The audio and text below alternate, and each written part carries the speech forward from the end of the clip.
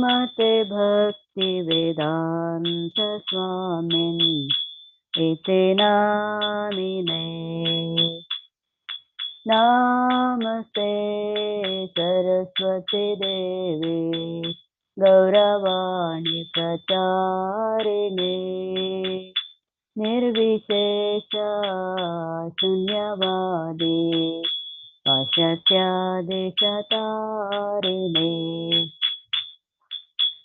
जय श्री कृष्ण चैतन्य प्रभु नित्यानंदा श्री अद्वैत गदाधर श्रीवासदि गौर भक्तवृंदा।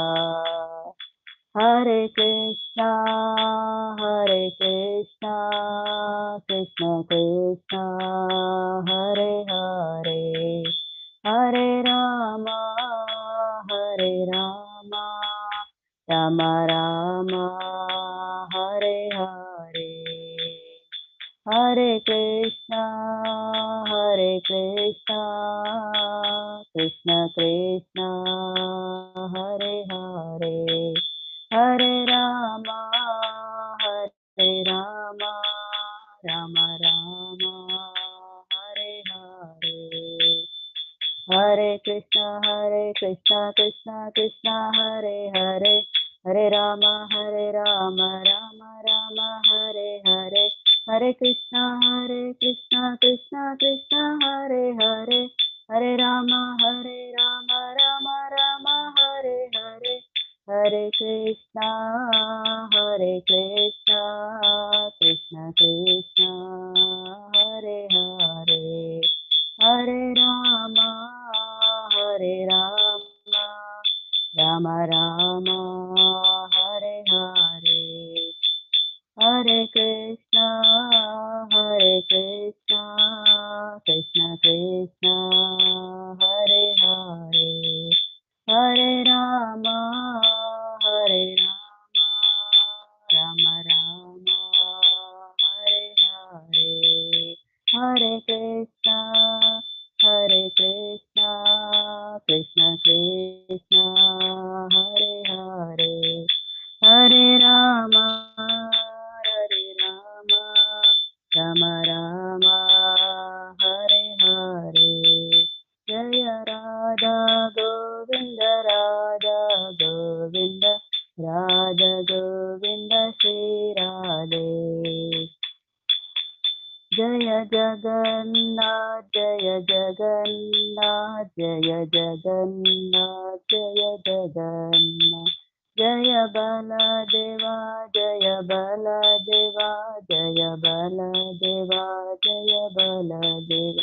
जय सुभद्रमय्य जय सुभद्रमय्य जय सुभद्रमय्य जय सुभद्रा।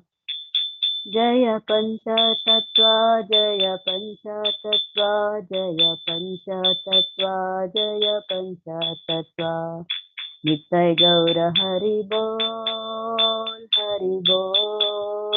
हरि बोल नित्य गौर हरि बोल। जय प्रभुपदा शिल प्रभुपदा। जय जय गुरुदेव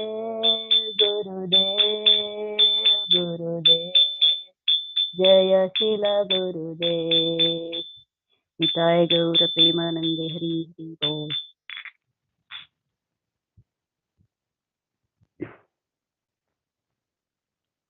ಹರೇ ಕೃಷ್ಣ. ಯಾರಿಗಾದ್ರೂ ಭಜನೆ ಮಾಡ್ಲಿಕ್ಕಿದೆಯಾ? ಮಾಡ್ತೀರಾ? ಹರೇ ಕೃಷ್ಣ.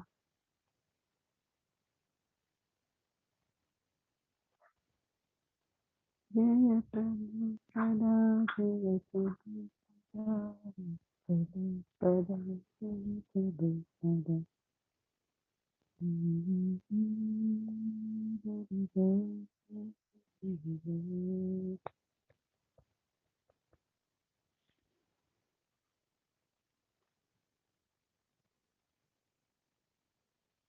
सीता हरे कृष्णा. हरे कृष्ण सीता।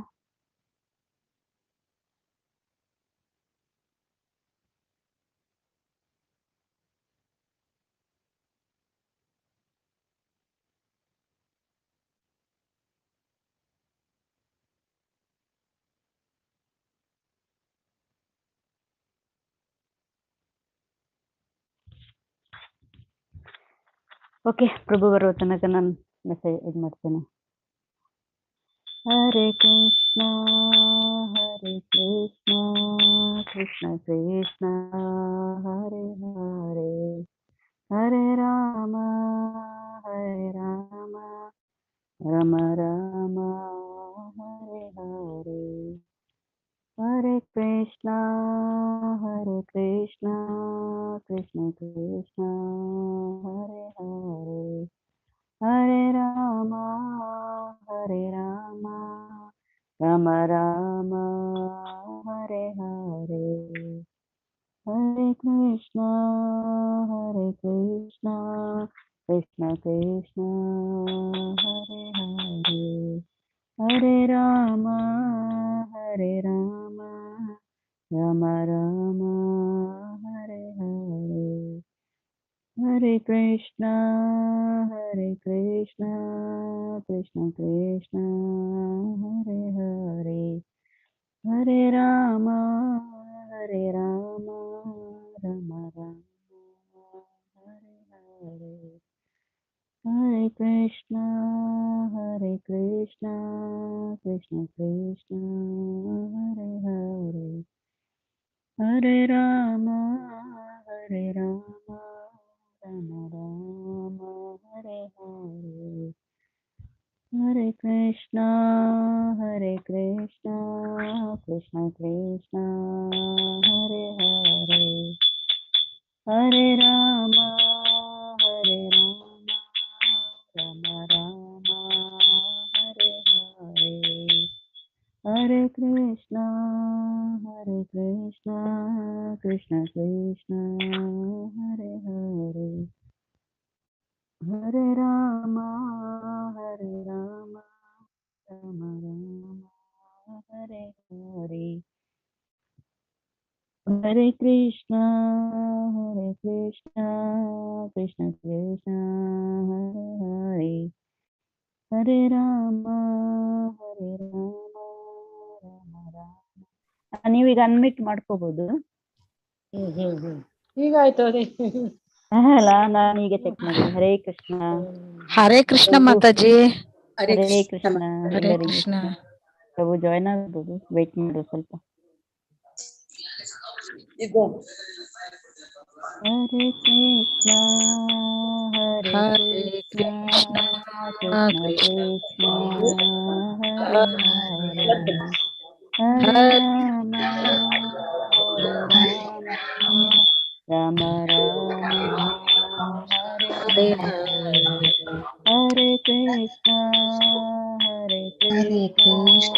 ಕೃಷ್ಣ ಕೃಷ್ಣ ಹರೇ ಹರೇ, ಹರೇ ರಾಮ ರಾಮ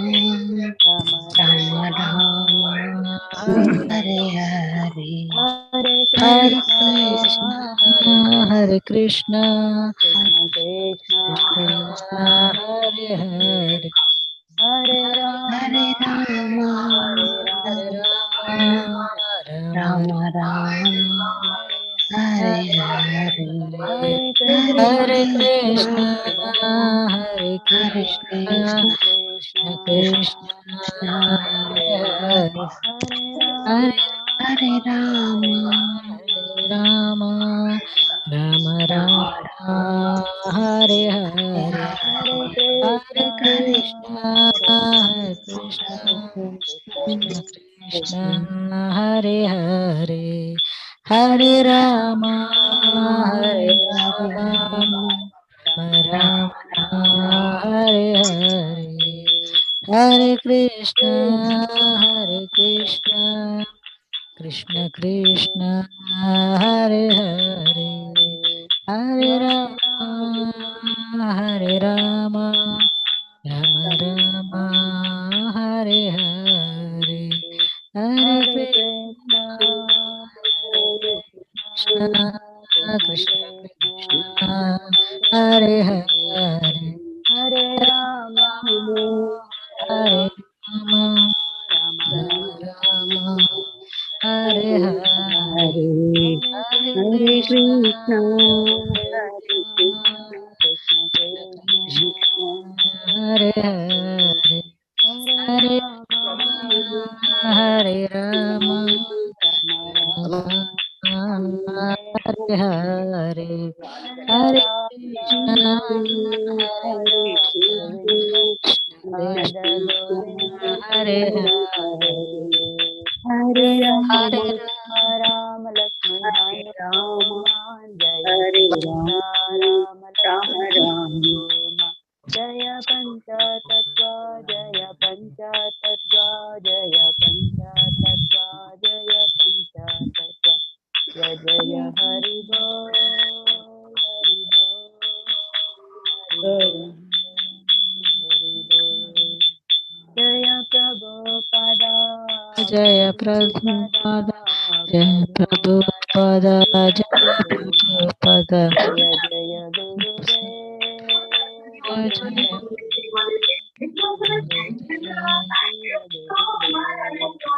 निताय गौर प्रेमानंदे हरि हरे कृष्ण ಪ್ರಭು ಇನ್ನೂ ಬಂದಿಲ್ಲ ಅಲ್ಲ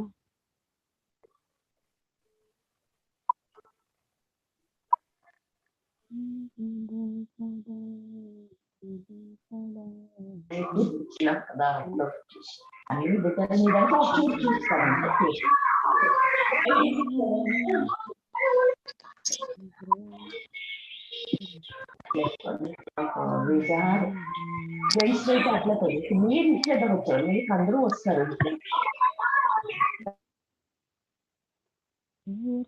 प्रभुपदा प्रभुपदा प्रभुपदा शिल प्रभुपदा जय जय गुरुदेव गुरुदेव गुरुदेव शिल गुरुदेव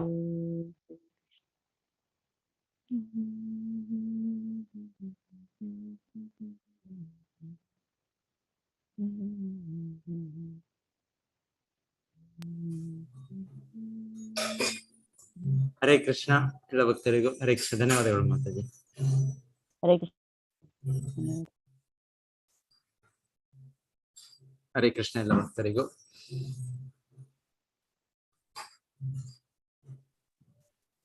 हरे कृष्ण प्रभु जी ಹರೇ ಕೃಷ್ಣ ಮಾತಾಜಿ. హరే కృష్ణ హరే కృష్ణ हरे ప్రభు कृष्ण प्रभु जी। हरे कृष्ण प्रभु जी हरे कृष्ण హరే प्रभु కృష్ణ जी। ಮಾತಾಜಿ. హరే కృష్ణ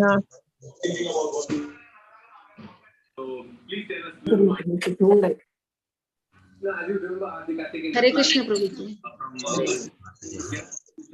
हरे कृष्ण प्रभु जी। who you can target, how you can go, and that helps for a start. And obviously, when I'm batting, it's very comfortable. I know what to expect, what to say.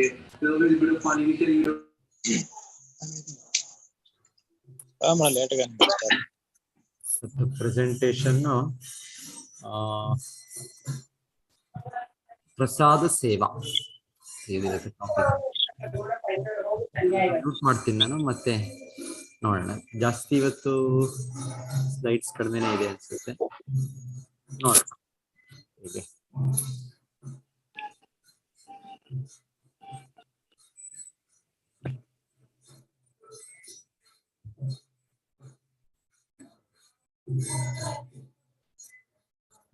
ಒಂದು ನಿಮಿಷ.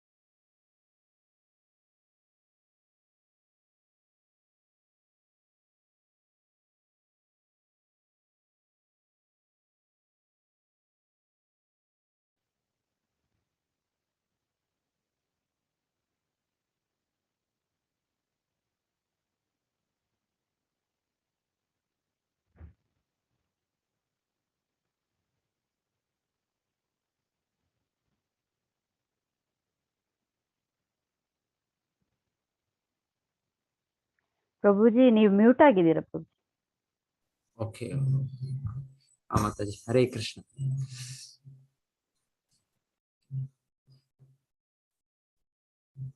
ಓಂ ಜ್ಞಾನತಿಮಿರಾಂಧಸ್ಯ ಜ್ಞಾನಾಂಜನಶಲಾಕಯಾ ಚಕ್ಷುರುನ್ಮೀಲಿತಂ ಯೇನ ತಸ್ಮೈ ಶ್ರೀ ಗುರವೇ ನಮಃ. ನಮೋ ಓಂ ವಿಷ್ಣುಪಾದಾಯ ಕೃಷ್ಣಪೃಷ್ಠಾಯ ಭೂತಲೆ ಶ್ರೀಮತೆ ಭಕ್ತಿವೇದಾಂತ ಸ್ವಾಮಿನಿತಿ ನಾಮಿನೇ. ನಮಸ್ತೆ ಸಾರಸ್ವತೆ ದೇವೆ ಗೌರವಾಣಿ ಪ್ರಚಾರಿಣೆ ನಿರ್ವಿಶೇಷ ಶೂನ್ಯವಾದಿ ಪಾಶ್ಚಾತ್ಯ ದೇಶತಾರಿಣೆ. ಜಯ ಶ್ರೀ ಕೃಷ್ಣ ಚೈತನ್ಯ ಪ್ರಭೋ ನಿತ್ಯಾನಂದ ಶ್ರೀ ಅದ್ವೈತ ಗದಾಧರ ಶ್ರೀವಾಸದಿ ಗೌರ ಭಕ್ತವೃಂದ. ಹರೇ ಕೃಷ್ಣ ಕೃಷ್ಣ ಕೃಷ್ಣ ಹರೇ ಹರೇ, ಹರೇ ರಾಮ ರಾಮ ರಾಮ ಹರೇ ಹರೇ.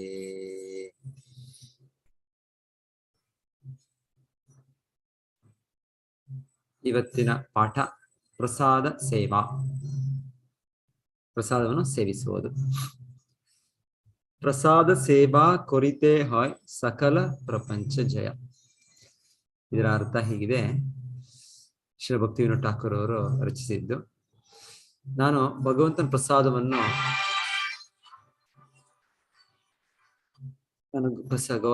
ಭಗವಂತನ ಪ್ರಸಾದವನ್ನು ಗೌರವಿಸುವುದ ಮೂಲಕ ಎಲ್ಲ ಈ ಜಗತ್ತಿನ ಭ್ರಮೆಗಳನ್ನು ನಾನು ಜಯಿಸುತ್ತೇನೆ ಹೇಳ್ತೇನೆ. ಕೇವಲ ಪ್ರಸಾದ ಭಗವಂತನಿಗೆ ಅರ್ಪಣೆಯಾದ್ಯ ನೈವೇದ್ಯ, ಆ ಪ್ರಸಾದವನ್ನು ಸರಿಯಾದ ರೀತಿಯಲ್ಲಿ ಗೌರವಿಸಿ ಅದನ್ನು ಸ್ವೀಕರಿಸುವುದರಿಂದ ಸಂಪೂರ್ಣ ಮಾಯಾ ಭೌತಿಕ ಜಗತ್ತು, ಮಾಯಾ ಜಗತ್ತು ಇದು ನಿಜವಾದ ಇದಲ್ಲ.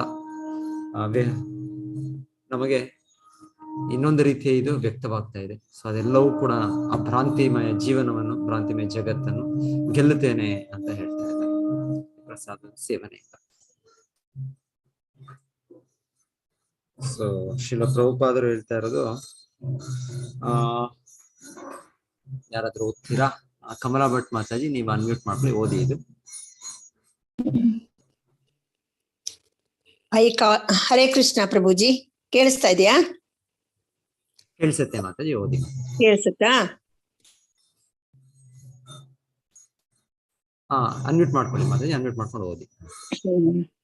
Krishna is more pleased when grains and ghee, instead of being offered in the fire, are prepared as prasada and distributed first to the brahmanas and then to others. This system pleases Krishna more than anything else. Srimad Bhagavatam 7:14-17. ಧನ್ಯವಾದಗಳು. Hare Krishna. Hare Krishna. So ಗೀತೆಯಲ್ಲಿ ಕೃಷ್ಣ ಏನ್ ಹೇಳ್ತಾರೆ? 3ನೇ ಅಧ್ಯಾಯದಲ್ಲಿ, ಯಜ್ಞ ಶಿಷ್ಟಾಶಿನ ಸಂತ ಮುಚ್ಚಂತೆ ಸರ್ವಕಿಲ್ಬಿಷಯ ಭುಂಜತೇತು ಅಗಂ ಪಾಪ ಏ ಪಚಂತಿ ಆತ್ಮ ಕಾರಣ. ಸೊ ಯಜ್ಞಶಿಷ್ಟ, ಸೊ ಯಜ್ಞ ಮಾರ್ಗದಲ್ಲಿ ಅಲ್ಲಿ ಯಜ್ಞ ಕುಂಡಕ್ಕೆ ಈ ಪ್ರಸಾದ ಅಂದ್ರೆ ಎಲ್ಲ ಧಾನ್ಯಗಳು, ಎಲ್ಲ ತುಪ್ಪ ಎಲ್ಲವನ್ನು ಹಾಕೋದು ಇದೆ, ವಿಧಾನ ಇದೆ.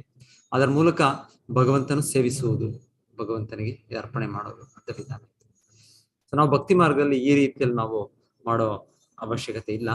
ನಾವು ನೇರವಾಗಿ ಆ ಯಜ್ಞ ಪುರುಷನಾದ, ಯಜ್ಞಪತಿಯಾದ ಕೃಷ್ಣನಿಗೆ ನಾವು ನೈವೇದ್ಯವನ್ನು ಅರ್ಪಣೆ ಮಾಡ್ತೇವೆ. ಭಕ್ತಿ ಮಾರ್ಗದಲ್ಲಿ ಪತ್ರಂ ಪುಷ್ಪಂ ಫಲಂ ತೋಯಂ ಯೋಮೇ ಭಕ್ತಿಯ ಪ್ರಯಚ್ಛತಿ.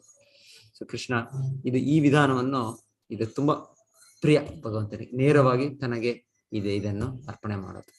ಸೊ ಹೀಗೆ ಇದು ನಾವು ನಮ್ಮ ಭಕ್ತಿ ಮಾರ್ಗದ ವಿಧಾನದಲ್ಲಿ ನಾವು ಸ್ವೀಕಾರ ಮಾಡೋ ಆಹಾರವನ್ನು ನಾವು ಮೊದಲು ತಗೊಳ್ಳೋದಿಲ್ಲ, ಇದು ಕೃಷ್ಣನಿಗೆ ಅರ್ಪಣೆ ಮಾಡಿ. ಯತ್ ಕರೋಷಿ ಯಜ್ಜೋಷಿ ಯದಶ್ನಾಸಿ ದದಾಸಿ ಯತ್ ತಪಸ್ಯಸಿ ಕೌಂತ್ಯ ತತ್ ಕುರುಷ್ವ ಮದರ್ಪಣಂ. ಸೊ ಯದಶ್ನಾಸಿ, ಏನ್ ನೀವು ಆಹಾರ ಸೇವಿಸಿದ್ರು ಕೂಡ ಅದನ್ನು ನನಗೆ ಅರ್ಪಣೆ ಮಾಡಿ ಮತ್ತೆ ಅದನ್ನು ಸ್ವೀಕರಿಸಿ. ಸೊ ಹೀಗೆ ಇದು ಭಗವಂತನಿಗೆ ಸಂತೃಪ್ತಿ ಮಾಡುತ್ತೆ ಇದು. ಸೊ ಈ ವಿಧಾನವನ್ನು ಶ್ರೀಲ ಪ್ರಭುಪಾದರು ಇಲ್ಲಿ ಹೇಳ್ತಾ ಇರೋದು. ಹೌದು, ಹೀಗೆ ವಿಧಾನವಾಗಿ ಭಗವಂತನಿಗೆ ಮೊದಲು ಅರ್ಪಣೆ ಮಾಡಿ ನಂತರ ಪ್ರಸಾದವನ್ನು ಅದು ಭಕ್ತರು ನೆಕ್ಸ್ಟ್ ಎಲ್ಲರೂ ಕೂಡ ಅದೇ ವಿಧಾನವನ್ನು ನೆಕ್ಸ್ಟ್ ಸ್ವೀಕರಿಸಬೇಕು. ಅದು ಪರ್ಟಿಕ್ಯುಲರ್ ಹೇಳ್ತಾ ಇರೋದು ಈ ರೀತಿಯಲ್ಲಿ. ಇದನ್ನು ಬ್ರಾಹ್ಮಣದ ಯಾರು ಸತ್ವಗುಣದಲ್ಲಿ ಇದ್ದಾರೆ ಯಾರು ಧರ್ಮದ ಆಚರಣೆಯಲ್ಲಿ ಸಂಪೂರ್ಣವಾಗಿದ್ದಾರೆ ಅವರಿಗೆ ನಾವು ಮೊದಲು ಅರ್ಪಣೆ ಮಾಡಿ ನಂತರ ಬೇರೆಯವರು ಕೂಡ ಪ್ರಸಾದವನ್ನು ವಿತರಿಸಬೇಕು. ಸೊ ಇದು ಕೃಷ್ಣನಿಗೆ ತುಂಬಾ ತೃಪ್ತಿಕರವಾಗುತ್ತೆ. ಈಗ ನಾವು ಇಂದಿನ ಯುಗದಲ್ಲಿ ಆ ಯಜ್ಞ ಕಾರ್ಯಗಳಿರ್ತಾ ಇತ್ತು, ಅದು ಮಾಡೋ ಒಂದು ಅಗತ್ಯತೆ ಇಲ್ಲ. ಯಜ್ಞ ಕಾರ್ಯ ಅನ್ನೋದು ವಿಶೇಷವಾಗಿ ತ್ರೇತಾಯುಗದಲ್ಲಿ ಕೃತೇಯಧ್ಯಾಯತೋ ವಿಷ್ಣು ತ್ರೇತಾಯಾಮ್ ಯಜತೋ ಮಖೈ ದ್ವಾಪರೇ ಪರಿಚರ್ಯಾಯ ಕಲೌ ತತ್ ಹರಿಕೀರ್ತನ.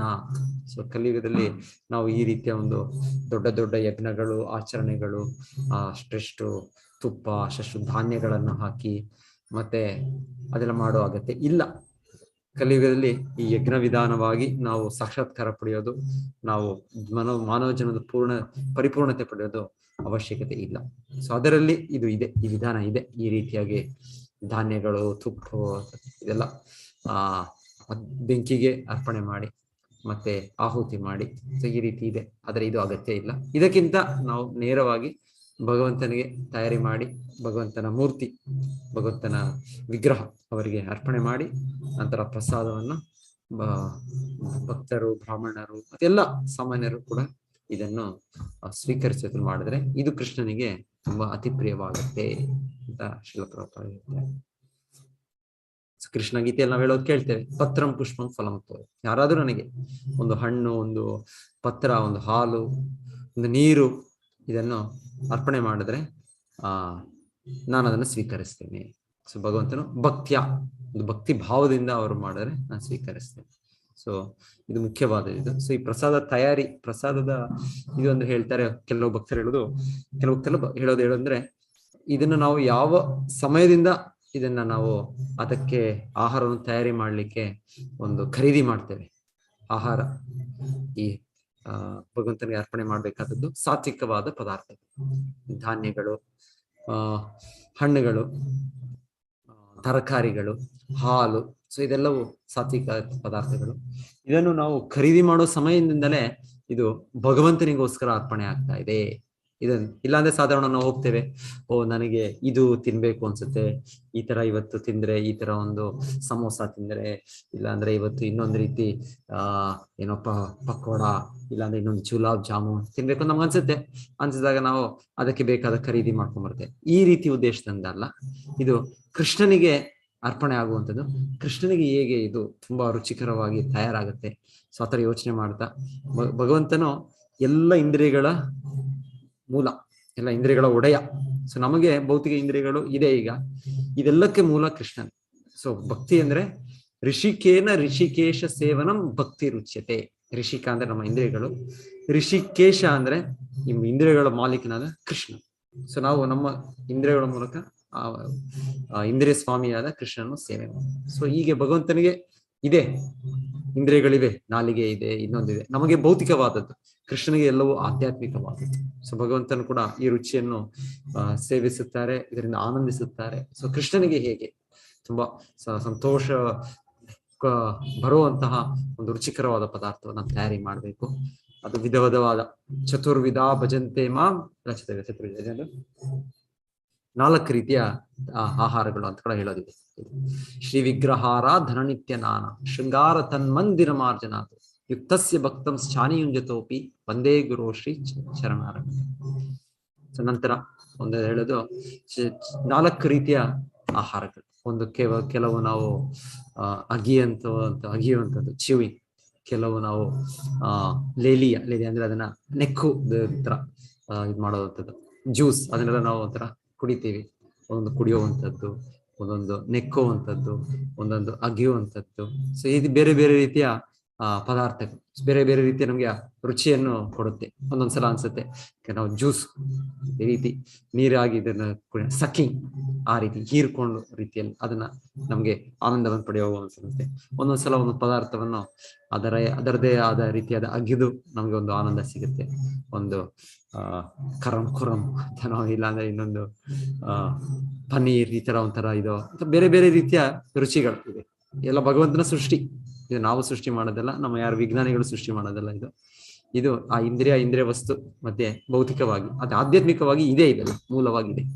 ಸೊ ನಾವು ಇದೆಲ್ಲವೂ ಭಗವಂತನ ಇಂದ್ರಿಯಗಳಿಗೆ ತೃಪ್ತಿ ಮಾಡುವ ಒಂದು ಉದ್ದೇಶದಿಂದ ಆ ಒಂದು ವಸ್ತುಗಳನ್ನ ಖರೀದಿ ಮಾಡೋದು, ಮತ್ತೆ ಆ ಖರೀದಿ ಮಾಡೋದು ತುಂಬಾ ಶುದ್ಧದಿಂದ, ಮತ್ತೆ ತಯಾರಿ ಮಾಡುವ ಕೂಡ ಭಗವಂತನನ್ನೇ ಸ್ಮರಿಸಿ ಅವನಿಗೆ ಇದು ತೃಪ್ತಿ ಆಗೋ ರೀತಿಯಲ್ಲಿ ನಾವು ಅಡುಗೆ ಕೋಣೆಯಲ್ಲಿ ಒಂದು ಸ್ವಚ್ಛವಾಗಿಟ್ಟು ತಯಾರಿ ಮಾಡಿ ಮತ್ತೆ ಕೃಷ್ಣನಿಗೆ ಅರ್ಪಣೆ ಮಾಡೋದು. ಸೊ ಮತ್ತೆ ಅದನ್ನು ವಿತರಿಸುವಂಥದ್ದು. ಸೊ ಅದನ್ನು ಕೂಡ ವಿತರಿಸುತ್ತೆ ತಗೊಳ್ಳುವಾಗ ನನ್ನ ಇಂದ್ರಿಯ ಸುಖಕ್ಕೋಸ್ಕರ ನಾನು ತಿಂತಾ ಇದ್ದೀನಿ ಅಂತಲ್ಲ, ತುಂಬಾ ಗೌರವದಿಂದ. ಸೊ ಇಲ್ಲಿ ಅದಕ್ಕೆ ಹೇಳೋದು, ಮುಂದೆ ಇಲ್ಲಿ ಪಾಯಿಂಟ್ಸ್ ಹೇಳ್ತಾ ಇರೋದು, ಇದು ಸಾಕ್ಷಾತ್ ಕೃಷ್ಣನೇ.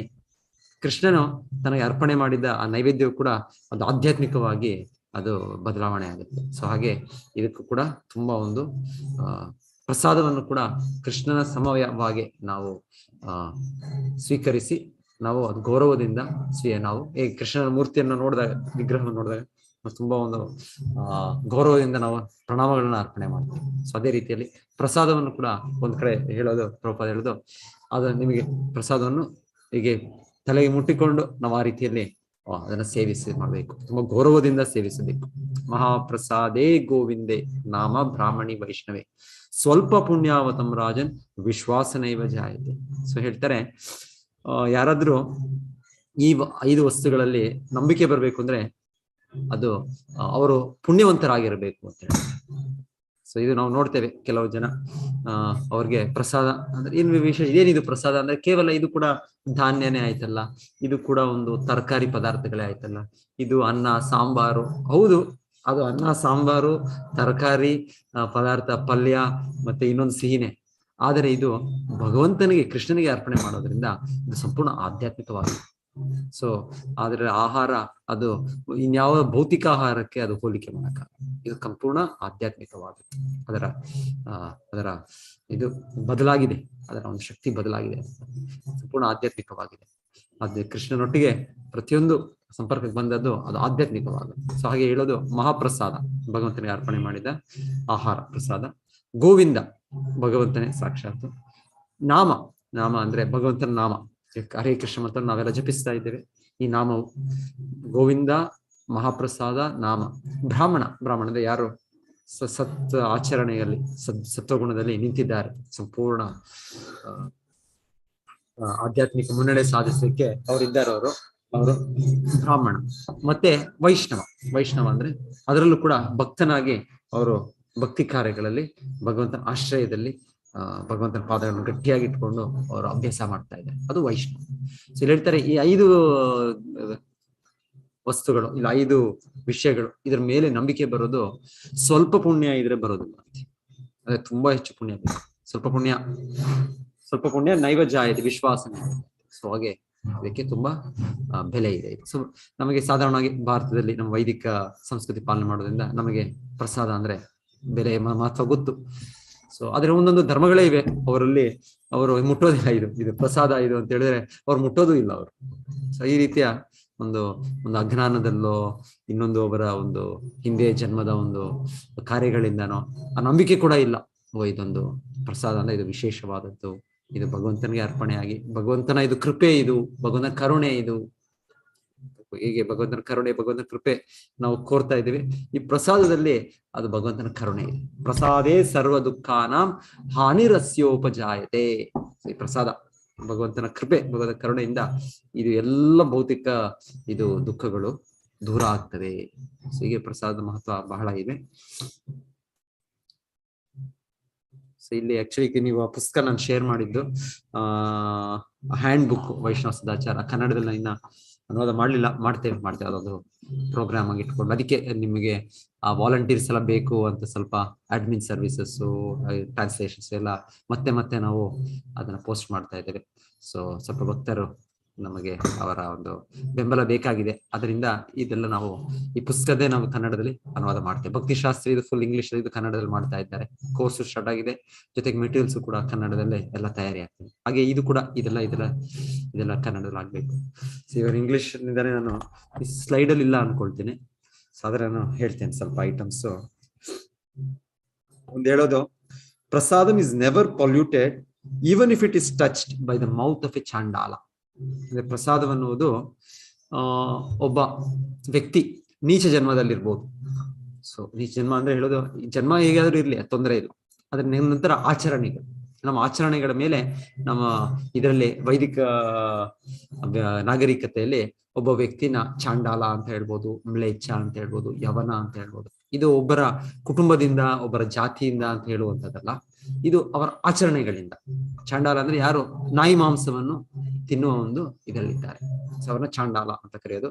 ಅದರಲ್ಲಿ ಈ ವೈದಿಕ ಇದರಲ್ಲಿ ಎಲ್ಲರಲ್ಲಿ ಮನುಷ್ಯರಲ್ಲಿ ಅಧಮನು, ನರಾಧಮ ಅಂತ ಅದು ಹೇಳೋದು. ಅದು ನಾಯಿ ಮಾಂಸ, ಎಷ್ಟೋ ಮಾಂಸ ತಿನ್ನೋ ಇದಿದೆ, ಅದರಲ್ಲಿ ನಾಯಿ ಮಾಂಸ ತಿನ್ನೋದು ತುಂಬಾ ಕಡಿಮೆ, ತುಂಬಾ ಒಂದು ಕೆಳಮಟ್ಟದ ವ್ಯಕ್ತಿ ಅಂತ ಒಂದು ಹೇಳೋದಿದೆ. ಸೊ ಇಲ್ಲಿ ಒಂದು ಮಾತು ಹೇಳೋದಿಲ್ಲಿ, ಯಾರಾದರೂ ಇಲ್ಲಿ ಹೇಳ್ತಾರೆ, a pure Vaishnava or a person on the paramahamsa stage accepts the remnants of food as mahaprasadam as spiritual. ಶುದ್ಧ ವೈಷ್ಣವ, ಶುದ್ಧ ಭಕ್ತನು ಒಬ್ಬ ವ್ಯಕ್ತಿ, ಅದರಲ್ಲೂ ಪರಮಹಂಸ ಸ್ಥಿತಿಯಲ್ಲಿರುವಂತ ವ್ಯಕ್ತಿ ಕೂಡ ಭಗವಂತನ ಅರ್ಪಣೆ ಮಾಡಿದ ಮಹಾಪ್ರಸಾದವನ್ನು ಆಧ್ಯಾತ್ಮಿಕವೆಂದು ಭಾವಿಸುತ್ತಾನೆ. He does not consider it to be material or sense gratificatory.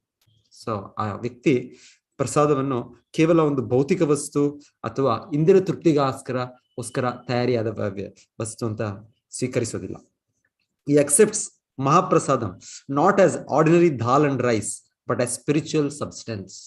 ಅವರು ಈ ಮಹಾಪ್ರಸಾದವನ್ನು, ಅಯ್ಯೋ ಇದೇನಿದು, ಇದು ಅನ್ನ, ಇದು ದಾಲು, ಇದು ಸಾಂಬಾರ್, ಇದು ಹಾಗೆ ನೋಡೋದಿಲ್ಲ. ಅದು ಆಧ್ಯಾತ್ಮಿಕ ವಸ್ತು, ಆಧ್ಯಾತ್ಮಿಕ ಇದು ಅಂತ ಅವ್ರು ನೋಡ್ತಾರೆ.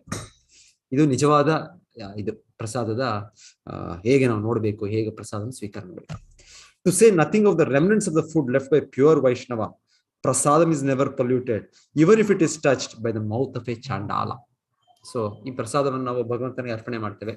ಅರ್ಪಣೆ ಮಾಡಿದ್ಮೇಲೆ ಇದು ಶುದ್ಧ ಭಕ್ತರು, ಆಚಾರ್ಯರು ಅಂತ ಮಹನೀಯರು, ಅವರಿಗೆ ನಾವು ಅದನ್ನು ಕೊಡ್ತೇವೆ. ಕೊಟ್ಮೇಲೆ ನಂತರ ಅವರು ಅದನ್ನ ಸೇವಿಸಿ ಅವರ ಒಂದು ಉಚ್ಚಿಷ್ಟವನ್ನು, ಅವರ ಒಂದು ಇದು ರೆಮಿನೆಂಟ್ಸ್ ಅವ್ರು ಕೊಟ್ರೆ ಅದಕ್ಕೆ ಇನ್ನ ಪವರ್ ಅಂತ ಹೇಳಿ ಸಾಧಾರಣವಾಗಿ ಭಗವಂತನಿಗೆ ಅರ್ಪಣೆ ಮಾಡ್ತೇವೆ, ನಂತರ ನಾವೆಲ್ಲರೂ ತಗೊಳ್ತೇವೆ. ಆದ್ರೆ ಯಾವಾಗಾದ್ರೂ ಎಲ್ಲಾದ್ರೂ ನಿಮ್ಗೆ ಒಂದು ಸಾಧ್ಯತೆ ಇದೆ, ಆತರ ಒಂದು ಮಹಾತ್ಮರು, ಪರಮಹಂಸ, ತುಂಬಾ ಆಧ್ಯಾತ್ಮಿಕ ಉನ್ನತಿ ಸಾಧಿಸಿದ ವ್ಯಕ್ತಿಗಳು, ಅವರ ಒಂದು ಇದು ಇದ್ರೆ ಅವರಿಗೆ ಅರ್ಪಣೆ ಮಾಡಿ ಅವರ ಉಚ್ಚಿಷ್ಟ, ಅವರ ಲೇಪವನ್ನು ನೀವು ಸ್ವೀಕರಿಸಿದ್ರೆ ಅದಕ್ಕೆ ತುಂಬಾ ಪವರ್ ಅಂತ ಹೇಳ್ತಾ ಇದ್ದಾರೆ. ಸೊ ಹಾಗೆ ಇಲ್ಲಿ ಹೇಳ್ತಾ ಇರೋದು, ಸಾಧಾರಣವಾಗಿ ಈ ತರ ಒಬ್ಬರ ಎಂಜಲ್ ಇನ್ನೊಬ್ರು ಸ್ವೀಕರಿಸಬಾರ್ದು. ಸಾಧಾರಣ ಯಾಕಂದ್ರೆ ಅದರಿಂದ ನಮಗೆ ಕರ್ಮ ಬರುತ್ತೆ ಅಂತ ಹೇಳ್ತಾರೆ. ಹಾಗಾಗಿ ಇದು ಒಂದು ಹತ್ತಿರ ಸಂಬಂಧ ಇರೋರು ಮಾತ್ರ, ಇವಾಗ ಗಂಡನ ಇದು ಹೆಂಡತಿಯವ್ರು ತಗೊಳ್ಳೋದಾಗ್ಬೋದು, ಒಂದು ಕುಟುಂಬದಲ್ಲಿ ಇದಾಗ್ಬೋದು, ಈ ರೀತಿ ಒಂದು ಅಭ್ಯಾಸ ಇರ್ಬೋದು. ಅದು ಬಿಟ್ರೆ ಇದು ಒಬ್ಬರು ತಿಂದ ಆಹಾರ ಇನ್ನೊಬ್ಬರು ಆತರ ಅದೇ ಒಂದು ಇದನ್ನು ಆ ಎಂಜಲ್ ಇದನ್ನು ತಗೊಳ್ಬಾರ್ದು. ಕರ್ಮ ಒಂದ್ ಕಡೆಯಿಂದ ಇನ್ನೊಂದ್ ಕಡೆ ಹೋಗುತ್ತೆ ಅಂತ ಹೇಳಿ. ಈಗೆಲ್ಲ ಈ ಆಧುನಿಕ ಪ್ರಪಂಚದ ಇದೆಲ್ಲ ಇಲ್ಲ. ಈಗೆಲ್ಲ ಒಂದೊಂದು ಎಲ್ಲ ಇದೆ, ಸ್ನೇಹಿತರೆಲ್ಲ ಒಟ್ಟಿಗೆ ಹೋಗ್ತಾರೆ, ಎಲ್ಲೋ ಒಂದು ಹೋಟೆಲ್ಗೆ ಇನ್ನೊಂದ್ ಕಡೆ ಒಂದೇ ಪ್ಲೇಟ್ ತಗೊಳ್ತಾರೆ, ಎಲ್ಲರೂ ಅಲ್ಲಿಂದ ಅದರಲ್ಲೇ ತಗೊಳ್ತಾರೆ, ಮತ್ತೆ ಅದನ್ನ ಮಿಕ್ಸ್ ಆಗುತ್ತೆ, ಇದೆಲ್ಲ ಇದೆ. ಬಟ್ ಎನಿವೆ ಈ ಸಾಧಾರಣವಾದ ಇದರಲ್ಲಿ ಆ ರೀತಿಯಲ್ಲಿ ಆಹಾರ ತಗೊಳ್ಳೋದ್ರಿಂದ ಒಬ್ಬರಿಂದ ಇನ್ನೊಬ್ಬರ ಕರ್ಮ ಹೋಗುತ್ತೆ. ಅವರ ಕರ್ಮ, ಆ ಸ್ನೇಹಿತರ ಕರ್ಮ ನಿಮಗ್ ಬರುತ್ತೆ, ನಿಮ್ಮ ಕರ್ಮ ಇನ್ನೊಬ್ಬರಿಗೆ ಹೋಗುತ್ತೆ, ಇದೆಲ್ಲ ಆಗುತ್ತೆ. ಇದೆಲ್ಲ ಇದೆ. ಇದು ಸೂಕ್ಷ್ಮವಾದ ಒಂದು ವಿಜ್ಞಾನ, ಹೇಗೆ ಕರ್ಮ ಅನ್ನೋದು ಒಬ್ಬರಿಂದ ಇನ್ನೊಬ್ಬರು ಹೋಗುತ್ತೆ. ಸೊ ಆದರೆ ಒಂದು ಕುಟುಂಬದಲ್ಲಿ ಒಂದು ಹೊಣೆಗಾರಿಕೆ ಇದೆ, ಗಂಡನಿಗೆ ಹೆಂಡತಿ ಅದೋ ಇಲ್ಲ ಈ ತರ. ಸೊ ಅಥವಾ ಸಾಪ್ತ ಸಂಬಂಧದಲ್ಲಿ ಆ ಒಂದು ಇದಿದೆ, ಅಭ್ಯಾಸ ಇರ್ಬೋದು. ಆದ್ರೆ ಹಿಂದೆ ಹೇಗಿರ್ತಾ ಇತ್ತು ಅಂದ್ರೆ ಪ್ರತಿಯೊಂದು ಭಗವಂತನಿಗೆ ಅರ್ಪಣೆ ಆಗ್ತಾ ಇತ್ತು. ಸೊ ಭಗವಂತನಿಗೆ ಅರ್ಪಣೆ ಆದದ್ದರಿಂದ ಮತ್ತೆ ಪ್ರತಿಯೊಬ್ಬರು ಆ ಭಕ್ತರಾದದರಿಂದ ಅದನ್ನು ಸ್ವೀಕರಿಸಿ ಅದರ ಒಂದು ಉಚ್ಚಿಷ್ಟನ್ನು ತಗೊಂಡ್ರೆ ಅದರಲ್ಲಿ ಏನು ಇದಿಲ್ಲ. ಏನ್ ಹೇಳೋದು, ಅದು ಈ ತರ ಅಸ್ಪೃಶ್ಯವಾಗೋದು, ಅದೊಂದು ಅಶುಚಿ ಆಗೋದು ಪ್ರಶ್ನೆ ಇಲ್ಲ. ಪ್ರಸಾದ ಬಂದ್ಮೇಲೆ ಅದು ಭಗವಂತನು ಸ್ವೀಕಾರ ಮಾಡಿದ್ದಾಯ್ತು. ಸೊ ಹಾಗಾಗಿ ಇಲ್ಲಿ ಹೇಳ್ತಾ ಇರೋ ಮಾತೇನಂದ್ರೆ, therefore by eating or touching such mahaprasadam a brahmana is not degraded. So ಇಲ್ಲಿ ಹೇಳ್ತಾ ಇರೋದು, ಒಬ್ಬ ಶುದ್ಧ ವ್ಯಕ್ತಿಯಾದ ಬ್ರಾಹ್ಮಣನು, ವೈಶ್ವ ಶುದ್ಧ, ಅವರು ಕೂಡ ಈ ತರ ಭಗವಂತನಿಗೆ ಅರ್ಪಣೆಯಾದ ಪ್ರಸಾದ ನಂತರ ಸ್ವೀಕಾರ, ಯಾರು ಒಬ್ಬ ಶುದ್ಧ ಆಚಾರ್ಯರು, ಆ ನೆಲೆಯಲ್ಲಿರೋ ಭಕ್ತರು, ಇಲ್ಲಾಂದ್ರೆ ಅಷ್ಟು ಅಲ್ಲ. ಇಲ್ಲಿ ಹೇಳ್ತಾ ಇರೋದು ಒಬ್ಬ ಚಾಂಡಾಲ, ನಾವೇನ್ ಹೇಳ್ತೇವೆ ಚಾಂಡಾಲ, ಅವರು ಆ ಪ್ರಸಾದನ ಸ್ವೀಕರಿಸಿ ಅವರ ಉಚ್ಚಿಷ್ಟವಾಗಿ, ಅವರ ಲೇಪವಾಗಿ ಆ ಪ್ರಸಾದ ಎಂಜಿಲು ಇದ್ರು ಕೂಡ ಒಬ್ಬ ಶುದ್ಧ ಭಕ್ತನಾದವನು ಇದು ಪ್ರಸಾದವಲ್ಲ, ಇದು ಭಗವಂತನ ಅರ್ಪಣೆ ಆಗಿದ್ದು ನಂತರ ಈ ವ್ಯಕ್ತಿ ತಗೊಂಡಿದ್ದಲ್ಲ. ಸೊ ಅವರ ಬಾಯಿಯಲ್ಲೇ ಅದು ಅವರ ಇದಾಗಿದ್ರು ಕೂಡ ಅದನ್ನು ತಗೊಳಕ್ಕೂ ಕೂಡ ಅವರು ಹಿಂಜರಿಯೋದಿಲ್ಲ ಅಂತ ಹೇಳ್ತಾರೆ. ಇದು ತುಂಬಾ ಒಂದು ದೊಡ್ಡ ಮಾತು. ಇದು ಪ್ರಸಾದ ಮಹತ್ವ ಬಗ್ಗೆ ಹೇಳೋದು. ಪ್ರಸಾದ ಯಾವತ್ತೂ ಕೂಡ ಅದು ಅಸ್ಪೃಶ್ಯವಾಗದೆ ಒಂದು ಮಾತೇ ಇಲ್ಲ. ಅದು ಯಾವಾಗ್ಲೂ ಪ್ಯೂರ್, ಪರಿಶುದ್ಧವಾದದ್ದು. ಭೌತಿಕವಾದ್ರೆ ನಾವು ಕನ್ಸಿಡರ್ ಮಾಡ್ತೀವಿ, ಈ ಆಹಾರ ಯಾರು ತಗೊಂಡ್ರು, ಇದನ್ನ ಸ್ಪರ್ಶ ಮಾಡಿದ್ರ, ಇದನ್ನ ಅವ್ರು ಎಂಜಿಲ್ ಮಾಡಿದ್ರ, ಈ ರೀತಿ ಎಲ್ಲ ಪ್ರಶ್ನೆಗಳಿದೆ ಭೌತಿಕ ಲೆಕ್ಕಾಚಾರಗಳು. ಆದ್ರೆ ಆಧ್ಯಾತ್ಮಿಕವಾಗಿ ಇದು ಪ್ರಸಾದವಾಗ್ಬಿಟ್ರೆ ಅದು ಆಹಾರ, ಅದಕ್ಕೆ ಯಾವ ಒಂದು ಇದು ಇಲ್ಲ. ಗೀತೆಯಲ್ಲೂ ನೀವು ಆಹಾರದ ವಿಷಯದಲ್ಲಿ 17ನೇ ಅಧ್ಯಾಯ ನೋಡ್ತೀರಾ, ಸಾತ್ವಿಕ, ರಾಜಸಿಕ, ತಾಮಸಿಕ. ಸೊ ಇದು ತಾಮಸಿಕ ಇದರಲ್ಲಿ ಈ ತರ ಎಂಜಿಲು ಒಂದರ ಇನ್ನೊಬ್ಬರ ಇದು ತಗೊಳ್ಳೋದು, ಅದು ತಾಮಸಿಕ ಪದಾರ್ಥ ಅಂತ ಹೇಳಲಾಗಿದೆ. ಆದ್ರೆ ಪ್ರಸಾದಕ್ಕೆ ತಾಮಸವಾದದ್ದು, ತಾಮಸಿಕ ಗುಣ ಪ್ರಭಾವ ಅನ್ನೋದು ಪ್ರಶ್ನೆ ಇಲ್ಲ. ಇಲ್ಲಿ ಎಷ್ಟು ಮಟ್ಟಿಗೆ ಅಂದ್ರೆ ಯಾರ ವ್ಯಕ್ತಿ ಆದ್ರೂ ಅದನ್ನ ಸ್ವೀಕರಿಸಬಹುದು.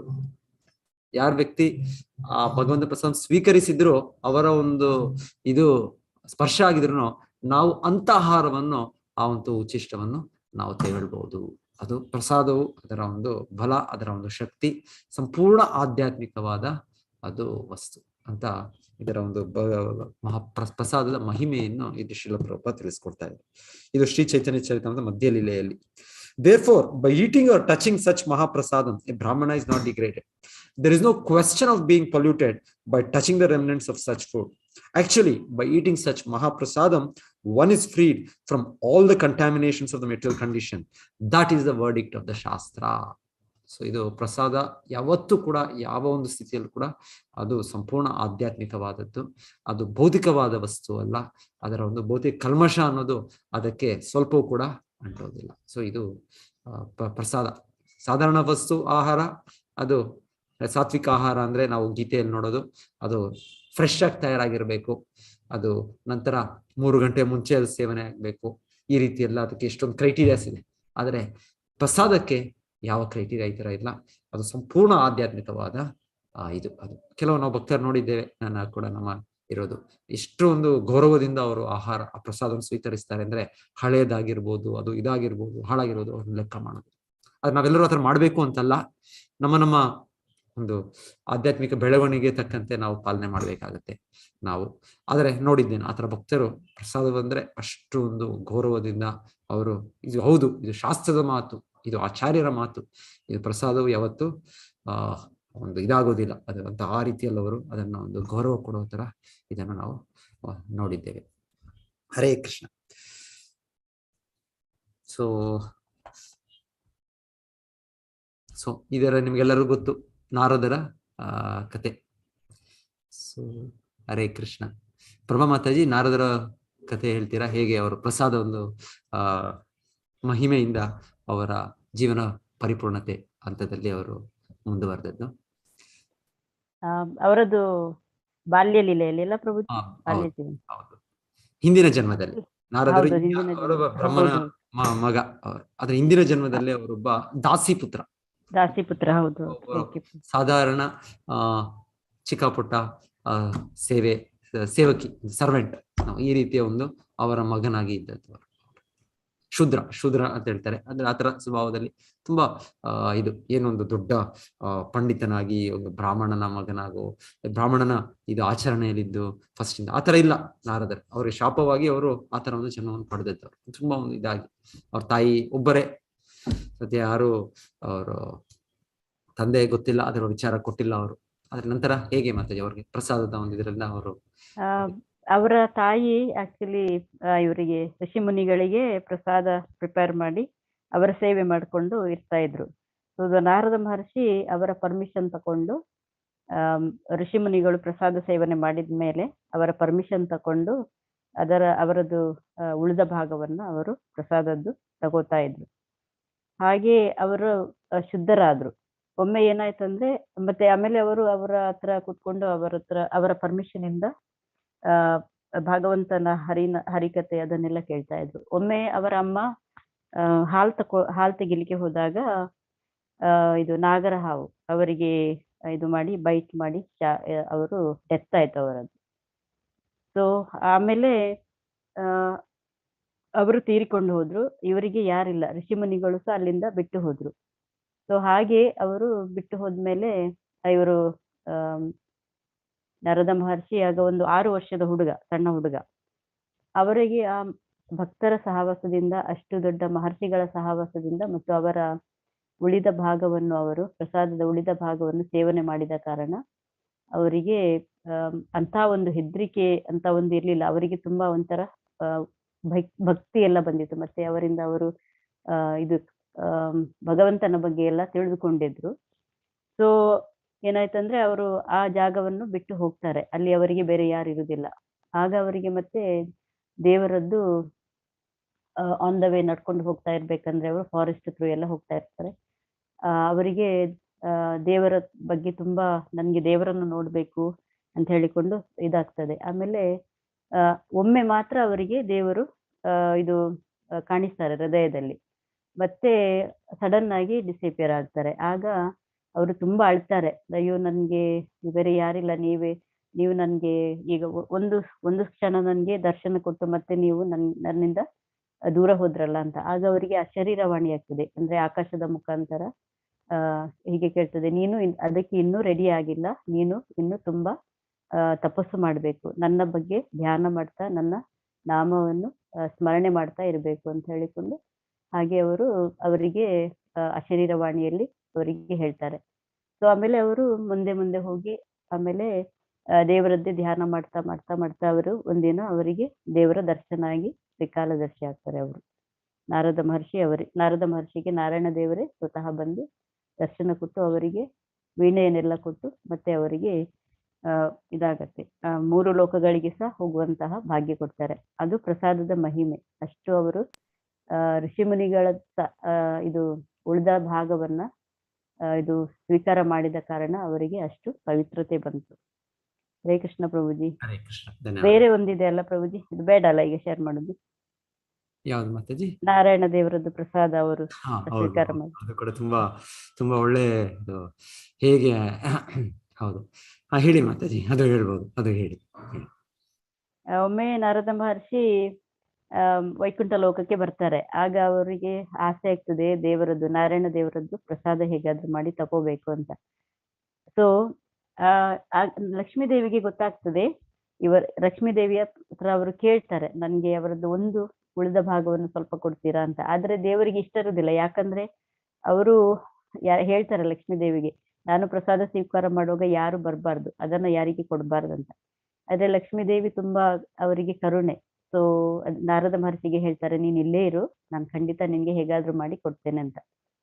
ಸೊ ಆಮೇಲೆ ಲಕ್ಷ್ಮೀ ದೇವಿ ಎಲ್ಲ ರೆಡಿ ಎಲ್ಲ ಮಾಡ್ತಾರೆ. ಆಮೇಲೆ ಅವರಿಗೆ ತುಂಬಾ ಒಂಥರ ತಳವಳ ಆಗ್ತದೆ, ಅಯ್ಯೋ ನಾನು ನಾರದ ಮಹರ್ಷಿಗೆ ನನ್ನ ಮಗನಿಗೆ ಪ್ರಾಮಿಸ್ ಮಾಡಿದ್ದೇನೆ, ನನ್ನ ಇವರದ್ದು ಹಸ್ಬೆಂಡ್ ಇದ್ದು ನನ್ನ ದೇವರದ್ದು ಉಳಿದ ಭಾಗವನ್ನು ಸ್ವಲ್ಪ ಕೊಡ್ತೇನೆ ಅಂತ ಹೇಳಿಕೊಂಡು. ಸೊ ಏನಾಗತ್ತೆ ಅಂದ್ರೆ ಆಗ ನಾರಾಯಣ ದೇವರು ಕೇಳ್ತಾರೆ, ನೀನು ಯಾಕೆ ನಿನ್ನ ಮನಸ್ಸು ಇಷ್ಟು ಅಲ್ಲೋಲ ಕಲ್ಲೋಲ ಆಗಿದೆ, ನಿನ್ನ ಮುಖ ಎಲ್ಲ ಒಂಥರ ಡಲ್ ಆಗಿದೆ, ಏನಾಗಿದೆ ನಿಂಗೆ ಇವತ್ತು? ದೇವರು ತ್ರಿಕಾಲದರ್ಶಿ, ಅವರಿಗೆ ಗೊತ್ತುಂಟು, ಆದ್ರೂ ಸಹ ಒಂದು ಕೇಳುದವರು. ಆಗ ಇವರು ಹೇಳ್ತಾರೆ, ಲಕ್ಷ್ಮೀ ದೇವಿ ಹೇಳ್ತಾರೆ, ನಾನು ನಾರಾಯಣ ಅವರಿಗೆ ನಾರದ ಮಹರ್ಷಿಗೆ ನಿಮ್ಮ ಉಳಿದ ಭಾಗವನ್ನು ಕೊಡ್ತೇನಂತ ಪ್ರಾಮಿಸ್ ಮಾಡಿದ್ದೇನೆ, ಸ್ವಲ್ಪ ಆದ್ರೂ ಅಂತ.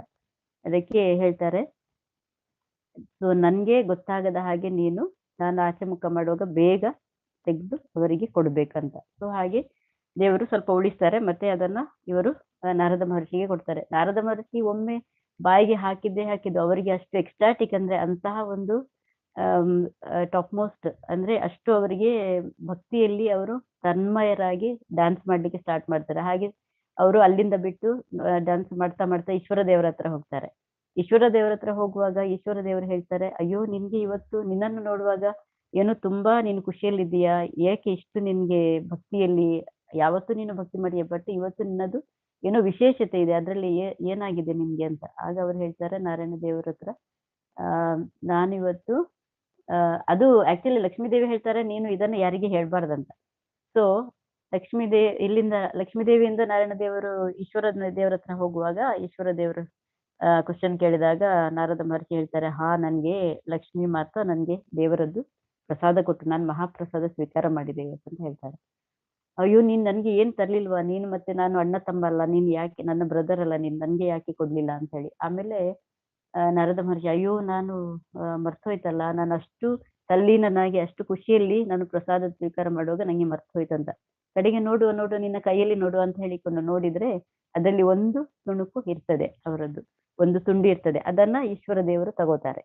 ಈಶ್ವರ ದೇವರು ತಕೊಂಡು, ಈಶ್ವರ ದೇವರು ಸಹ ಹಾಗೆ ಅಷ್ಟು ಖುಷಿಯಲ್ಲಿ ಮೈ ಮರೀತಾರೆ, ಡ್ಯಾನ್ಸ್ ಮಾಡ್ಲಿಕ್ಕೆ ಸ್ಟಾರ್ಟ್ ಮಾಡ್ತಾರೆ. ಅಂದ್ರೆ ಆಗ ಪಾರ್ವತಿ ದೇವಿ ಬಂದು ಕೇಳ್ತಾರೆ, ನೀವಿಬ್ರು ಇವತ್ತು ಏನು ಇಷ್ಟು ಖುಷಿಯಲ್ಲಿ ಇದ್ದೀರಾ, ಏನಾಯ್ತು, ಏನ್ ವಿಷಯ ಅಂತ. ಆಗ ಪಾರ್ವತಿ ದೇವಿಗೆ ಈಶ್ವರ ಹೇಳ್ತಾರೆ, ನಾವಿಬ್ರುನು ನಮ್ಮ ದೇವರದ್ದು ಮಹಾಪ್ರಸಾದವನ್ನು ಸ್ವೀಕಾರ ಮಾಡಿದ್ದೇವಂತ. ಆಗ ಪಾರ್ವತಿ ದೇವಿಗೆ ತುಂಬಾ ಸಿಟ್ಟು ಬರ್ತದೆ. ಅವರು ಕೇಳ್ತಾರೆ, ನನ್ಗೂ ಸಹ ಕೊಡಿಯಲ್ಲ, ನನ್ಗೆ ಯಾಕೆ ಕೊಡ್ಲಿಲ್ಲ ಅಂತ. ಸೊ ಹಾಗೆ ಮತ್ತೆ ಪಾರ್ವತಿ ದೇವಿಗೆ ಕೊಡ್ಲಿಕ್ಕೆ ಎಂತ ಇರುದಿಲ್ಲ ಈಶ್ವರ ದೇವರ ಹತ್ರ. ಪ್ರಭುಜಿ ಅಷ್ಟೊತ್ತಿಗೆ ಇವರು ಅದು ಸ್ವಲ್ಪ ನಂಗೆ ಮರ್ತು ಹೋಯ್ತು, ಅಲ್ಲಿ ಏನಾಗತ್ತೆ ಪ್ರಭುಜಿ? ಹೌದು, ಧನ್ಯವಾದ ಮಾತಾಜಿ. ಸೊ ಅಲ್ಲಿ ಅಂದ್ರೆ ನಾರಾಯಣನೇ ಸ್ವತಃ ಸ್ವೀಕರಿಸಿದ ಆಹಾರ ಅವಶೇಷವನ್ನು ಲಕ್ಷ್ಮೀದೇವಿ ನಾರದರು ಕೊಟ್ರು. ನಾರದರು ಮಾತಾಜಿ ಹೇಳಿದಾಗೆ ಈಶ್ವರ ಶಿವರಿಗೆ ಸ್ವಲ್ಪ ಅದರಲ್ಲಿ ಒಂದೇನೋ ಅಗಳಿ ಸಿಕ್ತು, ಅದು ಕೊಟ್ರು. ಸೊ ಅಷ್ಟರಲ್ಲಿ ಅವರು ಅಷ್ಟು ಮಾತಾಜಿ ಹೇಳಿದ ದಿವ್ಯ ಆನಂದ, ಆಧ್ಯಾತ್ಮಿಕ ಇದರಲ್ಲಿ ಅಷ್ಟು ಇದಾಗಿ ಅವರು ಆ ಕೀರ್ತನೆ ಅರ್ಥನೆ ಮಾಡ್ಕೊಂಡು ನೋಡ್ತಾರೆ. ಸೊ ಪಾರ್ವತಿ ಹೇಳೋದು, ಏನ್ ನೀವು ಗಂಡನಾದವನು ಹೆಂಡತಿ ಕೊಡ್ಬೇಕು, ಏನು ಅವರು ಆನಂದಿಸಿದ್ರು ಕೂಡ ಏನ್ ಮಾಡಿದ್ರೆ ಹೆಂಡನಿಗೆ ಶೇರ್ ಇದೆ, ಅದರಲ್ಲಿ ಭಾಗ ಇದೆ. ಸೊ ಆಗಿರೋ ನೀವು ನಾನು ಕೊಡ್ಲಿಲ್ಲ ಅಲ್ವಾ ಇದು ಅಂತಹ ಒಂದು ರೀತಿ ಕೋಪದ ರೀತಿಯಲ್ಲಿ ಇದು ಮಾಡ್ಕೊಂಡು ಅವರು ಮತ್ತೆ ತಪಸ್ಸೆ ಮಾಡ್ತಾರೆ.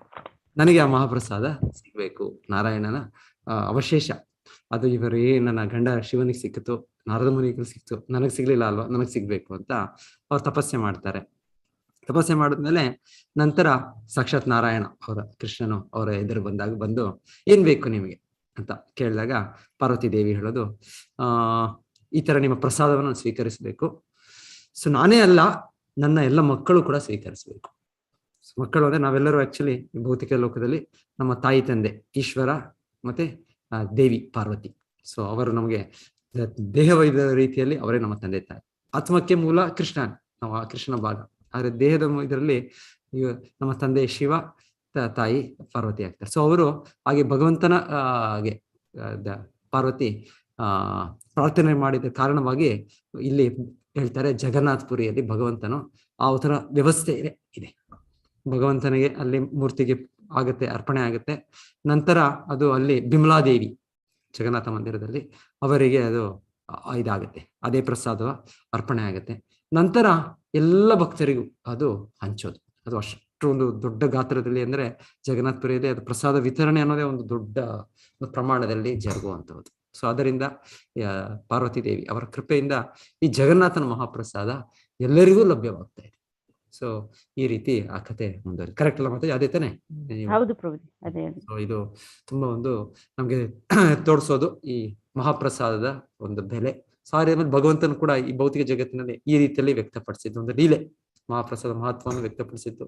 ನಂತರ ಈ ಜಗನ್ನಾಥನಾಗಿ ಅವನು ಈ ಪ್ರಸಾದವನ್ನು ಎಲ್ಲರಿಗೂ ಈ ತನ್ನ ಮಹಾಪ್ರಸಾದವನ್ನು ಕೊಡುವಂತ ಒಂದು ಇದು. ಹಾಗೆ ಪ್ರಸಾದಕ್ಕೆ ತುಂಬಾ ಮಹತ್ವ, ತುಂಬಾ ಮಹತ್ವ. ಅಂದ್ರೆ ನಮಗೆ ಇದರ ಅತ್ಯುನ್ನತ ಸಾಧನೆ ಆಧ್ಯಾತ್ಮಿಕ ಜೀವನದಲ್ಲಿ ಭಗವಂತನಿಗೆ ನಮಗಿರುವ ನಿತ್ಯ ಸಂಬಂಧ ಸ್ಥಾಪನೆಯಾಗಿ ಅದರಲ್ಲಿ ಅತ್ಯುನ್ನತ ಆನಂದವನ್ನು ನಾವು ಅನುಭವಿಸಬಹುದು. ಸೊ ಮಹಾಪ್ರಸಾದದ ಬೆಲೆ, ಮಹಾಪ್ರಸಾದ ಮಹತ್ವ ಇದೆಲ್ಲ. ಥ್ಯಾಂಕ್ ಯು ಮಾತಾಜಿ, ಧನ್ಯವಾದಗಳು. ಸೊ ನೆಕ್ಸ್ಟ್ ಅದೇ ನೀವು ಪುಸ್ತಕದಲ್ಲಿ ನೀವು ಯಾರು ನಿಮ್ಮ ಹತ್ರ ಅದನ್ನು ಶೇರ್ ಮಾಡಿದ್ರೆ ಓದ್ಬೋದು.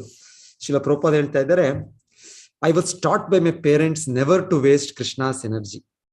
ಸೊ ಅದೊಂದು ಹೇಳ್ತಾ ಇದ್ದಾರೆ 27ನೇ ಪುಟದಲ್ಲಿ. ನಂತರ whoever had spilled that rice will have to suffer. So Srila Prabhupada ಯಾವುದೋ ಒಂದು ಸನ್ನಿವೇಶದಲ್ಲಿ ಅವರ ಶಿಷ್ಯರು ಒಂದು ಪ್ರಸಾದ ಸ್ವೀಕಾರ ಮಾಡೋ ಒಂದು ಕೊಠಡಿಯಲ್ಲಿ ನೋಡ್ತಾರೆ, ಯಾರೋ ಒಂದು ಚಿಕ್ಕ ಧಾನ್ಯ, ಒಂದು ಅಗಳು, ಒಂದು ಅನ್ನದ ಧಾನ್ಯವನ್ನು ನೆಲದ ಮೇಲೆ ಇರುತ್ತೆ. ಸೊ ಪ್ರಭುಪಾದ ಹೇಳ್ತಾರೆ, ಯಾರಿದೇನೋ ಅದನ್ನು ಇದೇ ರೀತಿಯಲ್ಲಿ ಆಗತ್ತೆ, ನಾವು ಪ್ರಸಾದ ತೊಗೊಳ್ಳುವಾಗ ಅದು ಈ ಕಡೆ ಬೀಳುತ್ತೆ, ಇದು ಆ ಕಡೆ ಬೀಳುತ್ತೆ. ಸೊ ಅದ್ರ ಹೇಳ್ತಾರೆ, ಅದು ಇಲ್ಲ, ಆ ಧಾನ್ಯ ಅದು ಕೃಷ್ಣ, ಅದು ಕೃಷ್ಣನಿಗೆ ಅರ್ಪಣೆ ಮಾಡಿದ್ಮೇಲೆ ಎಲ್ಲವೂ ಕೃಷ್ಣ. ಸೊ ಪ್ರಸಾದವನ್ನು ಯಾರು ಕೂಡ ವೇಸ್ಟ್ ಮಾಡಬಾರ್ದು, ಇದನ್ನ ಬಿಸಾಡಬಾರ್ದು, ಇನ್ನೊಂದು ರೀತಿ ಇದು ಮಾಡಬಾರ್ದು, ಸೊ ಇದನ್ನ ವ್ಯರ್ಥ ಮಾಡಬಾರ್ದು ಅಂತ ಶ್ರೀಲ ಪ್ರಭುಪಾದ ಹೇಳಿದ್ರು. Take as much prasadam as you want, but eat everything that you take. So ನಾವು ಎಷ್ಟು ತಗೊಳ್ಬೇಕು ನಾವು ಆಹಾರವನ್ನು? ಯುಕ್ತಾಹಾರ ವಿಹಾರಸ್ಯ ಯುಕ್ತ ಚೇಷ್ಟಸ್ಯ ಕರ್ಮಸು ಯುಕ್ತ ಸ್ವಪ್ನಾವಬೋಧಸ್ಯ ಯೋಗಿ ಭವತಿ ದುಃಖ. ಸೊ ಅಲ್ಲಿ ಗೀತೆ 6ನೇ ಅಧ್ಯಾಯದಲ್ಲಿ ಹೇಳೋದು ಎಲ್ಲವೂ ಕೂಡ ನಿಯಮಿತವಾಗಿರ್ಬೇಕು. ಆಹಾರ, ವಿಹಾರ, ನಿದ್ದೆ ಪ್ರತಿಯೊಂದು ಕೂಡ ಎಷ್ಟು ಬೇಕೋ ಅಷ್ಟು. ಸೊ ಹಾಗೆ ಹೇಳ್ತಾರೆ ಶ್ರೀಲ ಪ್ರಭುಪಾದರು, ನೀವು ಆನೆಯ ರೀತಿಯಲ್ಲಿದ್ರೆ ತೊಂದರೆ ಇಲ್ಲ, ತೋಳಿ ಆಹಾರ. ಆನೆ ತಗೊಳುತ್ತೆ ಒಂದು ಸಮಯಕ್ಕೆ ಎಷ್ಟೋ 100 kg 200 kg ಕ್ವಿಂಟಾಲ್ ಆಹಾರ ಅದಕ್ಕೆ. ಸೊ ಆ ರೀತಿಯಲ್ಲಿ ತೋಳಿ, ನಿಮ್ಮ ದೇಹಕ್ಕೆ ಅದು ಅಗತ್ಯ ಇದೆ, ದೇಹದ ಪೋಷಣೆಗೆ ಅಗತ್ಯ ಇದೆ, ತಗೊಳ್ಳಿ, ತೊಂದರೆ ಇಲ್ಲ. ಆದ್ರೆ ನೀವು ಈ ರೀತಿ ಏನಾದೊಂದು ಇರುವೆ ತರ ಇದ್ರೆ ನೀವು ಅದಕ್ಕೆ ಎಷ್ಟು ಬೇಕೋ ಅಷ್ಟು. ಸೊ ಇರುವೆಗೆ ಎಷ್ಟು ಬೇಕೋ 4 ಧಾನ್ಯ ಬೇಕೇನೋ, ಇಲ್ಲೊಂದು 1 ಧಾನ್ಯ ಬೇಕೇನೋ ಅಷ್ಟೇ ತಗೊಳ್ಬೇಕು. ಅದಕ್ಕೆ ಒಂದು ಹೆಚ್ಚು ಧಾನ್ಯ ತಗೊಂಡ್ರು ಅದು ತಪ್ಪು, ಅದು ತಗೊಳ್ಬಾರ್ದು.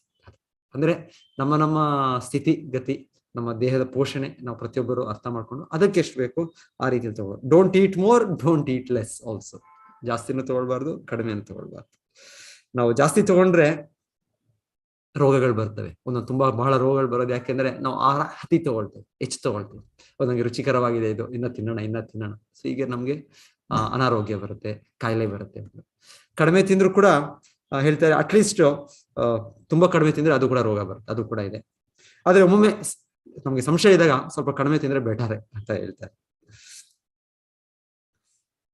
ಸೊ ನಮ್ಮ ಇದೇ ಕಾರ್ಯಕ್ರಮ ಅಂದ್ರೆ hour program Krishna prasada is that you eat Krishna prasada. So ನಾವು ಪ್ರತಿಯೊಬ್ಬರು ಕೃಷ್ಣ ಪ್ರಸಾದವನ್ನೇ ಸ್ವೀಕರಿಸಬೇಕು. ಆಹಾರವನ್ನು ತಗೊಳ್ಳೋದು ಮುಖ್ಯ. ನಮ್ಮ ದೇಹವನ್ನು ಫಿಟ್ ಅಂಡ್ ಫೈನ್, ಹೆಲ್ತಿಯಾಗಿ ಆರೋಗ್ಯವಾಗಿರೋದು ಬೇಕಾಗಿದೆ. ಸೊ ಹಾಗಾಗಿ ಆದ್ರೆ ಎಷ್ಟು ಬೇಕು ಅಷ್ಟು ತಗೊಳ್ಬೇಕು ಅಂತ ಹೇಳ್ತಾ ಇದ್ದಾರೆ.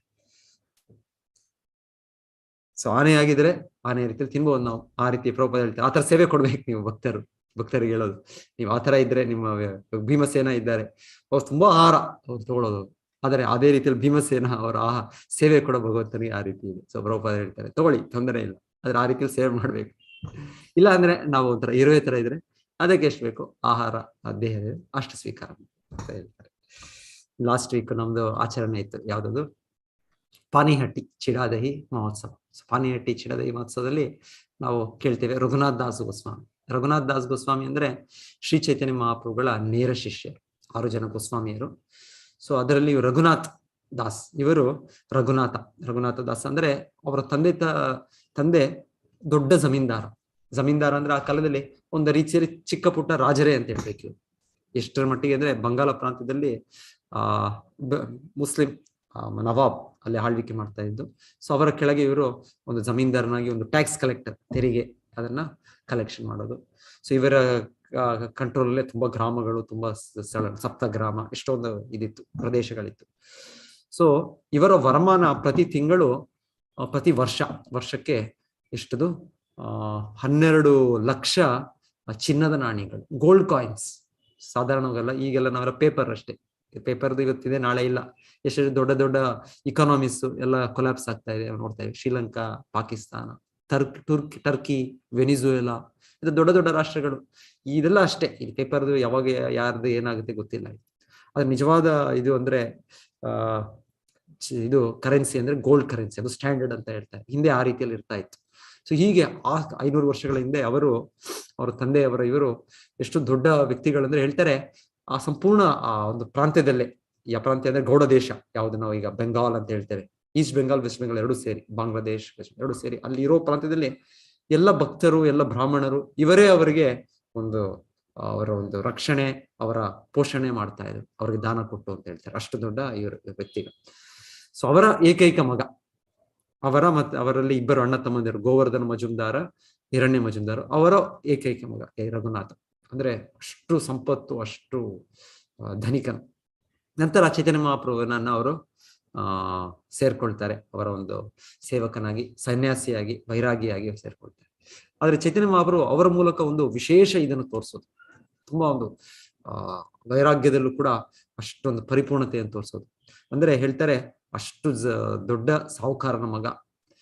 ಆದರೆ ನಂತರ ಅವರು ಅಭ್ಯಾಸ ಮಾಡಿದ್ದು ಆಧ್ಯಾತ್ಮಿಕ ಜೀವನ, ಆಹಾರ ಸೇವನೆಯಲ್ಲಿ ಎಷ್ಟು ಕಡಿಮೆ ಮಾಡಿದ್ರು ಅಂದ್ರೆ ಕೊನೆಗೆ ಅವರ ಡಿಟೇಲ್ ನಾವು ಲಾಸ್ಟ್ ವೀಕ್ ನಾವು ಡಿಸ್ಕಸ್ ಮಾಡಿದ್ವಿ, ಮತ್ತೆ ಇದು ಡಿಸ್ಕಸ್ ಮಾಡಲಿಲ್ಲ ಅನ್ಕೊಳ್ತೀವಿ.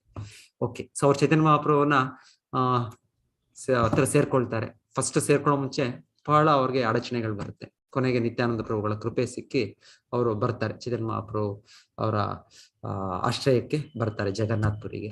ಸೊ ಜಗನ್ನಾಥ್ಪುರಿಯಲ್ಲಿ ಬಂದ್ಮೇಲೆ ಮೊದಲಿಗೆ ಅವರ ತಂದೆ ಕಳಿಸ್ತಾರೆ, ಇವ ನನ್ನ ಮಗ ಅಷ್ಟು ದೊಡ್ಡ ಶ್ರೀಮಂತ. ಸೊ ಇವಾಗ ಸನ್ಯಾಸಿ ಆಗ್ಬಿಟ್ಟಿದ್ದಾನೆ. ಸೊ ಅಟ್ಲೀಸ್ಟ್ ಅವರ ಒಂದು ಹೇಗೆ ಇವಾಗ ಆಹಾರ ಹೇಗೋ ಏನೋ ಹೀಗೆ. ಸೊ ಅವ್ರು ಸ್ವಲ್ಪ ಹಣವನ್ನು ಕಳಿಸ್ತಾರೆ, ಹಣ ಮತ್ತೆ ಕೆಲವು ಜನ ಸೇವಕರನ್ನು ಕಳಿಸ್ತಾರೆ. ಸೊ ಬರ್ತಾರೆ ಅವರೆಲ್ಲ ಜಗನ್ನಾಥಪುರಿಯಲ್ಲಿ.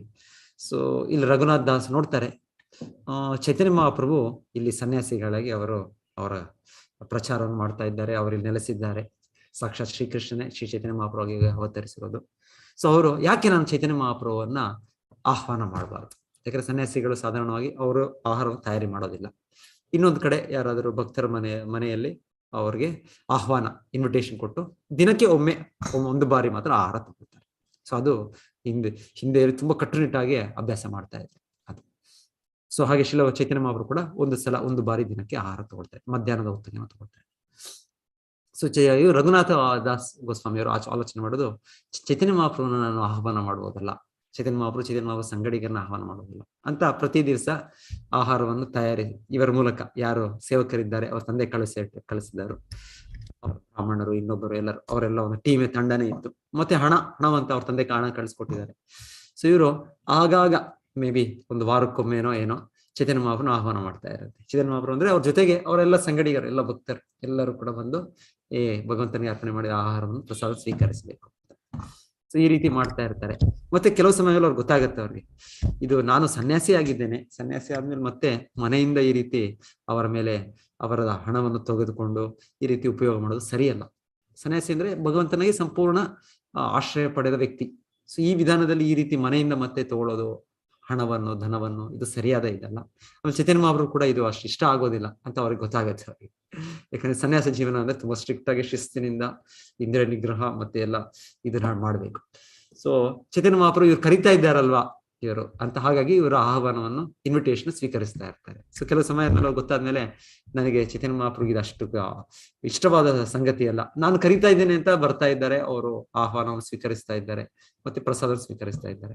ಸೊ ಅವರು ಆ ಯೋಚನೆ ಮಾಡಿ ಆ ಇನ್ವಿಟೇಷನ್ ನಿಲ್ಲುತ್ತೆ. ಸೊ ಚೈತನ್ಯ ಮಹಾಪ್ರಭು ಕೇಳ್ತಾರೆ, ಅವರ ಇನ್ನೊಬ್ಬ ಭಕ್ತರು ಇವರು ಸ್ವರೂಪ ದಾಮೋದರರು ಚೈತನ್ಯ ಮಹಾಪ್ರಭು ಸೆಕ್ರೆಟರಿ, ತುಂಬಾ ಆಪ್ತ ಕಾರ್ಯದರ್ಶಿ.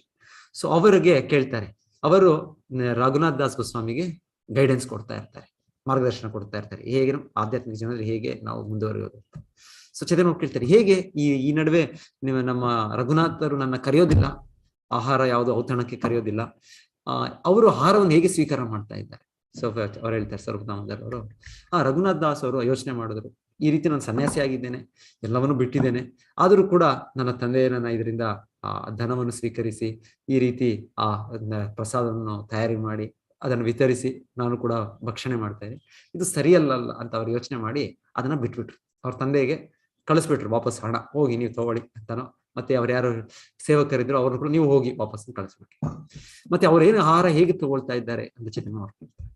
ಸೊ ಹಾಗೆ ಹೇಳ್ತಾರೆ, ಅವರು ಜಗನ್ನಾಥ ಮಂದಿರ ಇದೆ ಅಲ್ಲ, ಪುರಿ ಜಗನ್ನಾಥ, ಅದ್ರ ಹೊರಗೆ ಅವರು ನಿಲ್ತಾರೆ.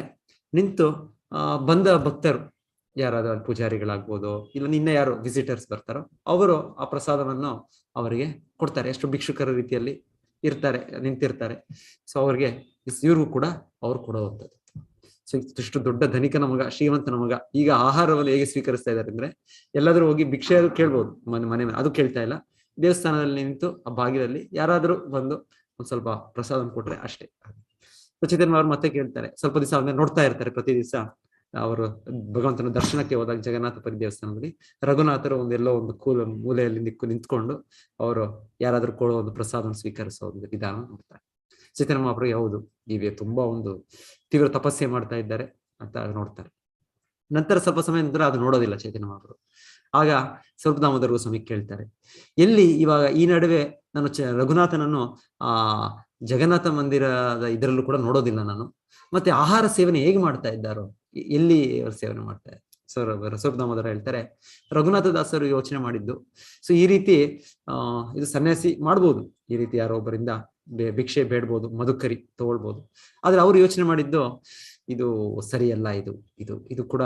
ಯಾಕೆಂದ್ರೆ ಒಂದೊಂದ್ಸಲ ನಾವು ಭಿಕ್ಷೆ ಬೇಡೋದ್ರೆ ಏನಾಗುತ್ತೆ, ಆ ವ್ಯಕ್ತಿ ಕೊಡ್ತಾರೆ, ನಿನ್ನೆ ಆ ವ್ಯಕ್ತಿ ಕೊಟ್ಟರು, ಇವತ್ತು ಆ ವ್ಯಕ್ತಿನೇ ಕೊಡ್ತಾರೇನೋ, ಇಲ್ಲಂದ್ರೆ ಇನ್ನೊಬ್ರು ಕೊಡ್ತಾರ. ಸೊ ಈ ರೀತಿ ಒಂದು ಮನಸ್ಸಿಂದ ಇದಾಗ್ತಾ ಇರುತ್ತೆ, ಗಲಭೆ, ಡಿಸ್ಟರ್ಬೆನ್ಸ್ ಆಗ್ತಾ ಇರುತ್ತೆ. ಆಹಾರ ಸ್ವೀಕಾರ ಮಾಡೋದಲ್ಲೋ ಇದು ಎಲ್ಲೋ ಬಿಟ್ಬಿಟ್ಟಿದ್ದಾರೆ ಅವರು. ಅದು ದೇಹ ಇರೋದ್ರಿಂದ ದೇಹಕ್ಕೆ ಒಂದು ಇದು ಬೇಕು, ಅಗತ್ಯ ಇದೆ. ಆದರೆ ಅವ್ರು ತಂದು ಕೊಡ್ತಾರ, ಇವ್ರು ತಂದು ಕೊಡ್ತಾರ, ಇವ್ರು ಕೊಡ್ತಾರ, ಅವ್ರು ಕೊಡ್ತಾರ. ಸೊ ಈ ರೀತಿಯಲ್ಲಿ ಅವ್ರು ಯೋಚನೆ ಮಾಡಿದ್ದು ಇದು ಕೂಡ ಸರಿಯಲ್ಲ, ನಾನು ಇದರಿಂದ ಸಂಪೂರ್ಣ ಮುಕ್ತನಾಗ್ಬೇಕು ಈ ದೇಹದ ಇದ್ರ ಅಗತ್ಯಗಳಿಂದ. ಅದು ಚೈತನ್ಯ ಮಹಾಪ್ರಭುನ ಇಚ್ಛೆ. ಸೊ ಹಾಗೆ ಅವರು ಏನ್ ಮಾಡ್ತಾರೆ, ಮತ್ತೆ ಹೇಗೆ ಆಹಾರವನ್ನು ಸ್ವೀಕರಿಸ್ತಾ ಇದ್ದಾರೆ? ಈಗ ಭಿಕ್ಷೆ ಕೂಡ ಕೇಳೋದಿಲ್ಲ ಅವರು. ಯಾರಾದ್ರೂ ನಾವು ಆಹಾರ ತಯಾರಿ ಮಾಡ್ಬೇಕು, ಇಲ್ಲಾಂದ್ರೆ ಯಾರಾದ್ರೂ ಕೇಳ್ಬೇಕು, ಅದು ಕೂಡ ಮಾಡ್ತಾ ಇಲ್ಲ. ಮತ್ತೆ ಹೇಗೆ ಅವರ ಪ್ರತಿನಿತ್ಯ ಆಹಾರ, ಹೇಗೆ ಅವ್ರ ಸೇವನೆ ಅಂತ ಕೇಳ್ತಾರೆ ಚೈತನ್ಯ ಮಹಾಪ್ರಭು. ಸೊ ಇವ್ರು ಹೇಳ್ತಾರೆ, ಇಲ್ಲ ಇಲ್ಲ, ಇವಾಗ ಏನ್ ಮಾಡ್ತಾ ಇದ್ದಾರೆ ಅಂದ್ರೆ, ಆ ಜಗನ್ನಾಥನಿಗೆ ಅರ್ಪಣೆ ಆಗುತ್ತಲ್ಲ ಮಹಾಪ್ರಸಾದ, ಅದು ಮೊದಲಿಗೆ ಭಕ್ತರಿಗೆ ಅದು ಕೊಡುವಂಥದ್ದು. ನಂತರ ಅಲ್ಲಿ ಬಜಾರ್ ಇದೆ ಅಲ್ಲಿ. ಸೊ ಅಲ್ಲಿ ಅದೆಲ್ಲ ಅದು ಎಲ್ಲ ಇದಾದ್ಮೇಲೆ ಹಳಸೋದ್ಮೇಲೆ ಏನ್ ಮಾಡುತ್ತೆ, ಹಳಸೋದಲ್ಲ, ಸ್ವಲ್ಪ ಅದು ಹಳೇದಾದ್ರೆ ಅದನ್ನ ಅಲ್ಲಿರೋ ದನಗಳಿಗೆ ಕೊಡುವಂಥದ್ದು. ಗೋಶಾಲೆ ಅಲ್ಲಿ ಕೊಠಡಿ ಅಲ್ಲಿ ಕೊಡೋದಿದೆ. ಅಲ್ಲಿ ಇನ್ನ ಆಹಾರ ಇನ್ನ ಹಾಳಾಗಿಲ್ಲ, ಹಲಸಾಗಿಲ್ಲ, ಅದ್ರ ಮುಂಚೆನೆ ಅದನ್ನ ಕೊಡುವಂತ ಒಂದು ಇದಿದೆ. ಸೊ ಅಲ್ಲಿ ಆ ಹಸುಗಳು ತಿನ್ನುತ್ತವೆ. ಒಮ್ಮೊಮ್ಮೆ ಆ ಆಹಾರ ಹೆಚ್ಚಿದ್ದೋ ಇನ್ನೊಂದಿದ್ದೋ ಅದು ಕೂಡ ಒಂದ್ಸಲ ಹಳಸೋದಕ್ಕೆ ಶುರು ಆಗುತ್ತೆ, ಅದು ಸ್ಪಾಯ್ಲ್ ಆಗಕ್ಕೆ ಶುರು ಆಗುತ್ತೆ. ಸೊ ಶುರು ಆದ್ಮೇಲೆ ಅದನ್ನ ಅಲ್ಲೇ ಅಲ್ಲಿ ಗೋಶಾಲೆಯಿಂದ ಎಲ್ಲಿ ಹೋಗುತ್ತೆ ನೀರು, ಒಂದು ಡ್ರೈನೇಜು, ಅಲ್ಲಿಗೆ ಬಿಸಾಡ್ಬಿಡ್ತಾರೆ ಅಲ್ಲಿ. ಸೊ ಅದು ಹೋಗುತ್ತೆ, ನೀರಾಗಿ ಹರಿದು ಹೋಗುತ್ತೆ.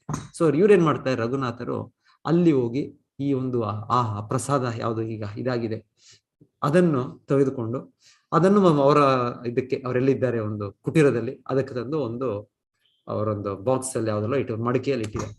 ಸೊ ನಂತರ ಅವರ ಆಹಾರವನ್ನು ಸ್ವೀಕಾರ ಮುಂಚೆ ಅದನ್ನ ಚೆನ್ನಾಗಿ ತೊಳಿತಾರೆ. ಯಾಕಂದ್ರೆ ಹಳಸದ್ದು ಅಂದ್ರೆ ಅದರ ರುಚಿ ಬದಲಾಗಿರುತ್ತೆ, ಇನ್ನೊಂದು ರೀತಿಯ ಒಂದು ಸ್ಟಿಕ್ಕಿ ತರ ಏನೋ ಇರುತ್ತೆ. ಸೊ ಅವ್ರೇನ್ ಮಾಡ್ತಾರೆ, ಅದನ್ನ ಚೆನ್ನಾಗಿ ತೊಳೆದು ಅದನ್ನು ಸ್ವೀಕಾರ ಮಾಡ್ತಾ ಇದ್ದಾರೆ.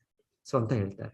ಸೊ ಚೈತನ್ಯ ಮಹಾಪ್ರಭು ಒಂದು ದಿವಸ ಇವರೆಲ್ಲಿದ್ದಾರೆ ರಘುನಾಥರು ಅವರ ಕುಟೀರನ್ನು ಪ್ರವೇಶ ಮಾಡಿ, ಓ ರಘುನಾಥ, ಈ ನಡುವೆ ನೀನು ನನ್ನನ್ನು ಕರಿತಾ ಇಲ್ಲ ಅಲ್ವಾ? ನಾನು ಕೇಳ್ದೆ ನೀನು ತುಂಬಾ ಔತಣ ತಯಾರಿ ಮಾಡಿದ ಪ್ರಸಾದವನ್ನು ಸ್ವೀಕರಿಸ್ತಾ ಇದೆಯಾ ಅಂತ, ತುಂಬಾ ರುಚಿ. ಹಾಗೆ ನೀನು ಸ್ವೀಕಾರ ಮಾಡಿದ್ರೆ ನನ್ನನ್ನು ಕರಿಬೇಕಲ್ಲ, ನಾನು ಕೂಡ ಅದ್ರಲ್ಲಿ ಭಾಗಿಯಾಗ್ತೇನೆ ಪ್ರಸಾದವನ್ನು ಸ್ವೀಕರಿಸೋದಲ್ಲಿ ಅಂತ ಹೇಳಿ ಅವರು ಹೋಗಿ ಎಲ್ಲಿ ಇವರು ಆಹಾರವನ್ನು ಇಟ್ಟಿರ್ತಾರೆ ಮಡಿಕೆಯಲ್ಲಿ ಅದರಲ್ಲಿ ಕೈ ಹಾಕಿ ಚೈತನ್ಯ ಮಹಾಪ್ರಭು ದಾನ ತಗೊಳ್ತಾರೆ. ಅಂದ್ರೆ ಆ ತರ ಒಂದು ಹಳಸಿದ್ದು ಇದು ಕೂಡ ಆಹಾರ ಪ್ರಸಾದವನ್ನು ಚೈತನ್ಯ ಮಹಾಪ್ರಭು ಸ್ವೀಕರಿಸ್ತಾರೆ. ಸೊ ಇದು ಹೇಳಿ ಇದು ಜಗನ್ನಾಥನ ಮಹಾಪ್ರಸಾದ, ಇಷ್ಟು ಒಂದು ರುಚಿಕರವಾದ ತಿಂತಾ ಇದ್ದಾನೆ, ನನಗೆ ಕೊಡೋದಿಲ್ವಾ ನೀನು ಅಂತ ಚೈತನ್ಯ ಮಹಾಪ್ರಭು ಆಕ್ಚುಲಿ ಹೇಳ್ತಾರೆ. ಚೈತನ್ಯ ಮಹಾಪ್ರಭು ಗುರುತಿಸಿರ್ತಾರೆ ರಘುನಾಥರು ಈ ರೀತಿ ವೈರಾಗ್ಯಾಗಿ ಅಭ್ಯಾಸ ಮಾಡ್ತಾ ಇದ್ರು ಕೂಡ ಮನಸ್ಸಲ್ಲಿ ಎಲ್ಲೋ ಒಂದ್ ಕಡೆ ಕೊನೆಗೆ ಅಯ್ಯೋ ನಾನು ಇಷ್ಟು ಒಂದು ಹೊಲಸಾದ ಒಂದು ಹಳಸಾದ ಆಹಾರವನ್ನು ಸ್ವೀಕರಿಸ್ತಾ ಇದ್ದೀನಲ್ಲ ಅಂತ ಅವರ ಒಂದು ಪ್ರಸಾದದ ಬಗ್ಗೆ ಒಂದು ರೀತಿಯ ಒಂದು ತಪ್ಪು ಕಲ್ಪನೆಯಲ್ಲಿ ಇರ್ತಾರೆ. ಅವರು ಮಾಡ್ತಾ ಇದ್ದಾರೆ, ಆಚರಣೆ ಮಾಡ್ತಾ ಇದ್ದಾರೆ, ಆದ್ರೆ ಆಚರಣೆ ಮಾಡಿದ್ರು ಕೂಡ ಅವರ ಭಾವನೆ ಇನ್ನ ಅವ್ರಿಗೆ ಅದು ಭಗವಂತ ಪ್ರಸಾದ ಅಂತ ಇಲ್ಲ, ಅದು ಏನೋ ಒಂದು ಹಳಸಾದ ಪದಾರ್ಥ ಅಂತ ಆ ರೀತಿಯಲ್ಲಿದೆ ಅಂತ ಚೈತನ್ಯ ಮಹಾಪ್ರಭು ಪರಮಾತ್ಮ ಶ್ರೀಕೃಷ್ಣ ಪ್ರತಿಯೊಬ್ಬರ ಹೃದಯದಲ್ಲಿ ಇರೋದ್ರಿಂದ ಅವ್ರಿಗೆ ಗೊತ್ತಾಗುತ್ತೆ. ತನ್ನ ಶಿಷ್ಯ ರಘುನಾಥರು ಈ ರೀತಿ ಮನೋಭಾವದಲ್ಲವರು ಆ ಆಹಾರವನ್ನು ಸ್ವೀಕರಿಸ್ತಾರೆ ಅಂತ ಗೊತ್ತಾಗುತ್ತೆ. ಸೊ ನಂತರ ಆಗ ರಘುನಾಥರಿಗೆ ಅರ್ಥ ಆಗುತ್ತೆ, ಓ ನಾನು ತಗೊಳ್ತಾ ಇರೋದು ಇದು ಒಂದು ಹೊಲಸಾದ ಪದಾರ್ಥವಲ್ಲ, ಇದು ಸಾಕ್ಷಾತ್ ಜಗನ್ನಾಥನ ಪ್ರಸಾದ ಅಂತ ಅವ್ರಿಗೆ ಇನ್ನ ಒಂದು ಪ್ರೋತ್ಸಾಹಿಸೋದಕ್ಕೆ. ಯಾಕಂದ್ರೆ ಇವರ ಮೂಲಕ ಚೈತನ್ಯ ಮಹಾಪ್ರಭು ಇದು ವೈರಾಗಿ ಸನ್ಯಾಸಿಗೆ ಇದು ಆ ಪಥದಲ್ಲಿ ತೀವ್ರ ವೈರಾಗ್ಯವನ್ನು ತೋರಿಸೋ ಒಂದು ಉದಾಹರಣೆ. ನಾವು ಮಾಡ್ಬೇಕು ಅಂತಲ್ಲ, ಅದು ಅವರ ಮೂಲಕ ಚೈತನ್ಯ ಮಹಾಪ್ರಭು ತೋರಿಸಿದ್ದು ಪ್ರಸಾದದ ಮಹತ್ವ ಒಂದು, ಇನ್ನೊಂದು ಹೇಗೆ ಸಂಪೂರ್ಣ ಭೌತಿಕ ವಸ್ತುಗಳಿಂದ ವಿರಕ್ತಿಯನ್ನು ಅವರ ಮೂಲಕ ತೋರಿಸಿದ್ರು, ರಘುನಾಥರ ಮೂಲಕ. ಒಬ್ಬೊಬ್ಬರ ಮೂಲಕ ಚೈತನ್ಯ ಮಹಾಪ್ರಭು ಒಂದೊಂದು ತೋರಿಸ್ತಾರೆ. ಹರಿದಾಸ್ ಠಾಕೂರರ ಮೂಲಕ ಭಗವಂತ ನಾಮದ ಮಹಿಮೆ. ಹರಿದಾಸ್ ಠಾಕೂರರು ಪ್ರತಿ ದಿವಸ 3 ಲಕ್ಷ ನಾಮಗಳನ್ನು ಅವರು ಜಪಿಸ್ತಾ ಇದ್ರು. ನಮಗಾಗೋದಿಲ್ಲ, ನಮಗೆ 16 ಸುತ್ತು ಮಾಲೆ ಮಾಡಿದ್ರೆ ನಮ್ಗೆ ಅದು ಹೆಚ್ಚು, ಇನ್ನ ಸಮಯ ಇದ್ದವರು ಇನ್ನ ಹೆಚ್ಚು ಮಾಡಬೇಕು. ಇಲ್ಲ ಅಂದ್ರೆ ಇವರು ಹರಿದಾಸ್ ಠಾಕೂರ್ ಸತತವಾಗಿ ನಿರಂತರವಾಗಿ ದಿವಸ ಪೂರ್ತಿ ಅವರು 192 ಮಾಲೆ ಮಾಡ್ತಾರೆ. ಅವರ ಮೂಲಕ ತೋರಿಸಿದ್ರು ನಾಮದ ಮಹಿಮೆ. ಅದೇ ರೀತಿ ರಘುನಾಥರ ಮೂಲಕ ಆ ವೈರಾಗ್ಯವನ್ನು ತೋರಿಸಿದ್ದು. ಸನಾತನ ಗೋಸ್ವಾಮಿಯರ ಮೂಲಕ ನಮ್ರತೆ ಅನ್ನೋದನ್ನು ತೋರಿಸಿದ್ದು ಚೈತನ್ಯ ಮಹಾಪ್ರಭು. ಹೇಗೆ ನಮ್ರರಾಗಿರ್ಬೇಕು, ಹ್ಯುಮಿಲಿಟಿ, ಆಧ್ಯಾತ್ಮಿಕ ಜೀವನ ಮುನ್ನಡೆ ಸಾಧಿಸಲಿಕ್ಕೆ ನಾವು ನಮ್ರ ಸ್ವಭಾವದಲ್ಲಿ ಹೇಗಿರ್ಬೇಕು ಅಂತ ಇವರ ಮೂಲಕ. ಸೊ ಈ ರೀತಿ ಸೊ ಇದು ಅಲ್ಲೂ ಕೂಡ ನಾವು ಪ್ರಸಾದದ ಮಹಿಮೆಯನ್ನು ಅರ್ಥ. ಸೊ ಹೇಳ್ತಾರೆ ನಂತರ ರಘುನಾಥರು ಎಷ್ಟು ಆಗ್ತಾರೆ ಅಂದ್ರೆ ಅವರು ದಿವಸ ಬಿಟ್ಟು ದಿವಸ ಒಂದು ಸ್ವಲ್ಪ ಮಜ್ಜಿಗೆಯನ್ನು ತಗೊಳ್ತಾ ಇರ್ತಾರೆ ಅಷ್ಟೇ. ಪ್ರತಿ ದಿವಸನೂ ಇಲ್ಲ ಆಹಾರ, ದಿವಸ ಬಿಟ್ಟು ದಿವಸ. ಸೊ ಈ ರೀತಿಯಲ್ಲಿ ಇದು ಆಧ್ಯಾತ್ಮಿಕ ಅವರು ಮುನ್ನಡೆ ಸಾಧಿಸಿದರು ಅಂತ ನಾವು ಹೇಳ್ತೇವೆ, ಆಹಾರವನ್ನು ಕಡಿಮೆ ಮಾಡಿ. ಈ ರೀತಿ ಮತ್ತೆ ಇನ್ನೊಂದು ಪಾಯಿಂಟ್ ಇಲ್ಲಿ ಆಚಾರ್ಯ ಶ್ರೀಲ ಪ್ರಭುಪಾದರು ಹೇಳ್ತಾ ಇರೋದು, ನಾನು ಆಕ್ಚುಲಿ ಇದಾದ್ರೂ ಅಟ್ಲೀಸ್ಟ್ ಸ್ಲೈಡ್ ಅಲ್ಲಿ ನೆಕ್ಸ್ಟ್ ವೀಕ್ ಅದು ಪ್ರಯತ್ನ ಮಾಡ್ತೀನಿ, ನೀವೆಲ್ಲ ಓದ್ಬೋದು ಅಟ್ಲೀಸ್ಟ್ ಇದು. ಇಲ್ಲಾಂದ್ರೆ ಆ ಪುಸ್ತಕದಲ್ಲಿ ಇದೆ ಇದು ಅದ್ರಲ್ಲಿ ಎಲ್ಲರೂ. ಅದಕ್ಕೆ ಇವತ್ತು ನಾನು ಯಾವ್ದು ಕಾಣ್ತಾ ಇಲ್ಲ ಇದು. ಬಾಕಿ ಎಲ್ಲ ನಾನು ನೆಕ್ಸ್ಟ್ ವೀಕ್ ಕವರ್ ಮಾಡ್ತೇನೆ ಅಂತ ಹೇಳ್ತೇನೆ. ಸುಮಾರು ಇದೆ ಇದು ಸ್ಲೈಡ್ ಅಲ್ಲಿ.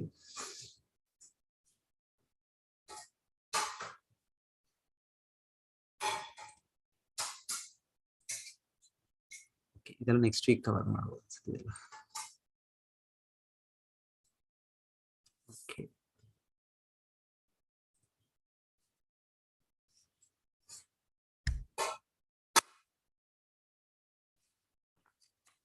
ಇನ್ಯಾರಿಗಾದ್ರೂ ಯಾವ್ದಾದ್ರು ಇದು ಪ್ರಸಾದದ ಬಗ್ಗೆ ಯಾವ್ದಾದ್ರು ಒಂದು ಲೀಲೆ ನೆನಪು ಬರುತ್ತಾ ಭಕ್ತರಿಗೆ? ಅದರ ಮಹತ್ವದ ಬಗ್ಗೆ, ಅದರ ಇನ್ನೊಂದು ಬಗ್ಗೆ ನಾವು ಕೇಳುವಂಥದ್ದು.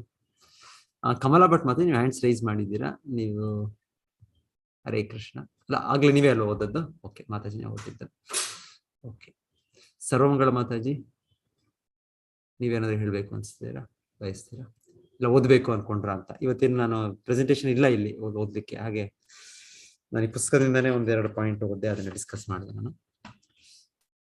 ನೆಕ್ಸ್ಟ್ ವೀಕ್ ಇನ್ನ ಇದ್ರ ಬಗ್ಗೆ ಹೇಗೆ, ಯಾವ ರೀತಿಯಲ್ಲಿ ನಾವು ಪ್ರಸಾದ ಸ್ವೀಕಾರ ಮಾಡೋದು ಅಂತೆಲ್ಲ, ಇನ್ಯಾರಾದ್ರೂ ನಿಮ್ಗೆ ಅತಿಥಿಗಳು ಬಂದಾಗ ಹೇಗೆ ಅವ್ರಿಗೆ ಕೊಡಬೇಕು, ಯಾವ ಆರ್ಡರ್ ಕೊಡೋದು, ಈ ರೀತಿ ಎಲ್ಲ ಸ್ವಲ್ಪ ಡಿಸ್ಕಷನ್ಸ್ ಇದೆ.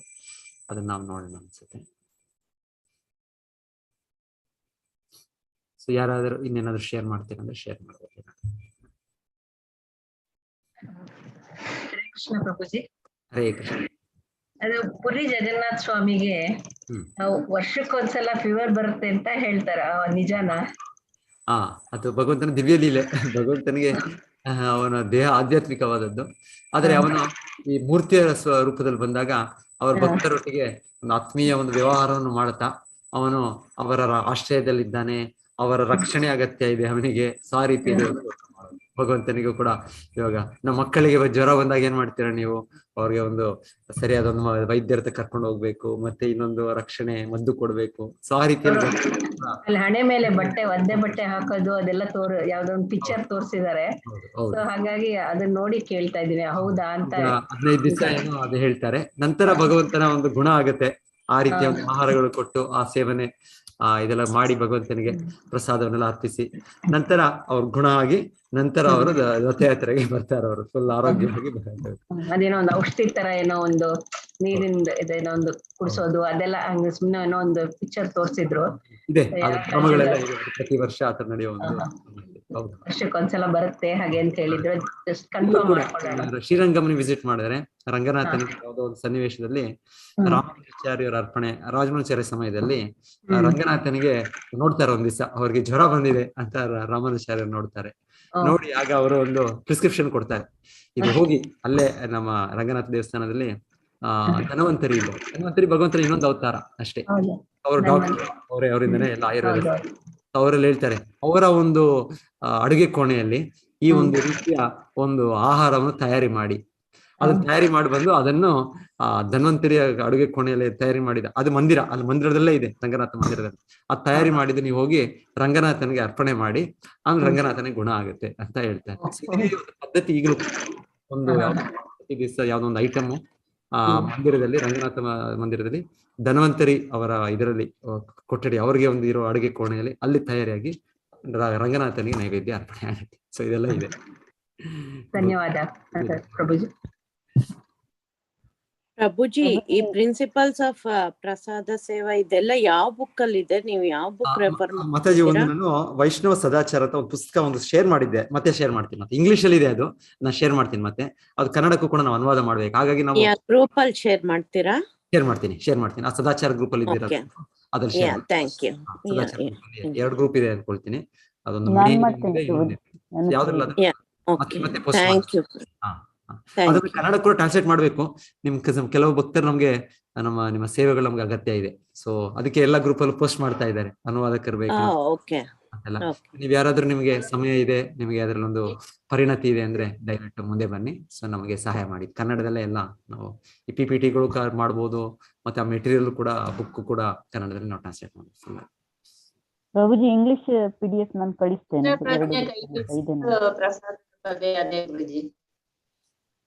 ಹೇಳಿ ಮಾತಾಜಿ. ಕೈ ಪಿಡಿ ಅದ್ರಲ್ಲೂ ಪ್ರಸಾದದ ಬಗ್ಗೆ ಪೂರ್ಣ ವಿವರ ಕೊಟ್ಟಿದೆ. ಇದೆ, ಹೌದು ಹೌದು ಹೌದು. ಅಲ್ಲ ಇದೊಂದು ಪುಸ್ತಕ ಯಾವ್ದು ಇದು ವೈಷ್ಣವ ಸದಾಚಾರ ಅಂತ ಸೆಷನ್ಸ್ ಮಾಡ್ತಾ ಇದೀವಿ.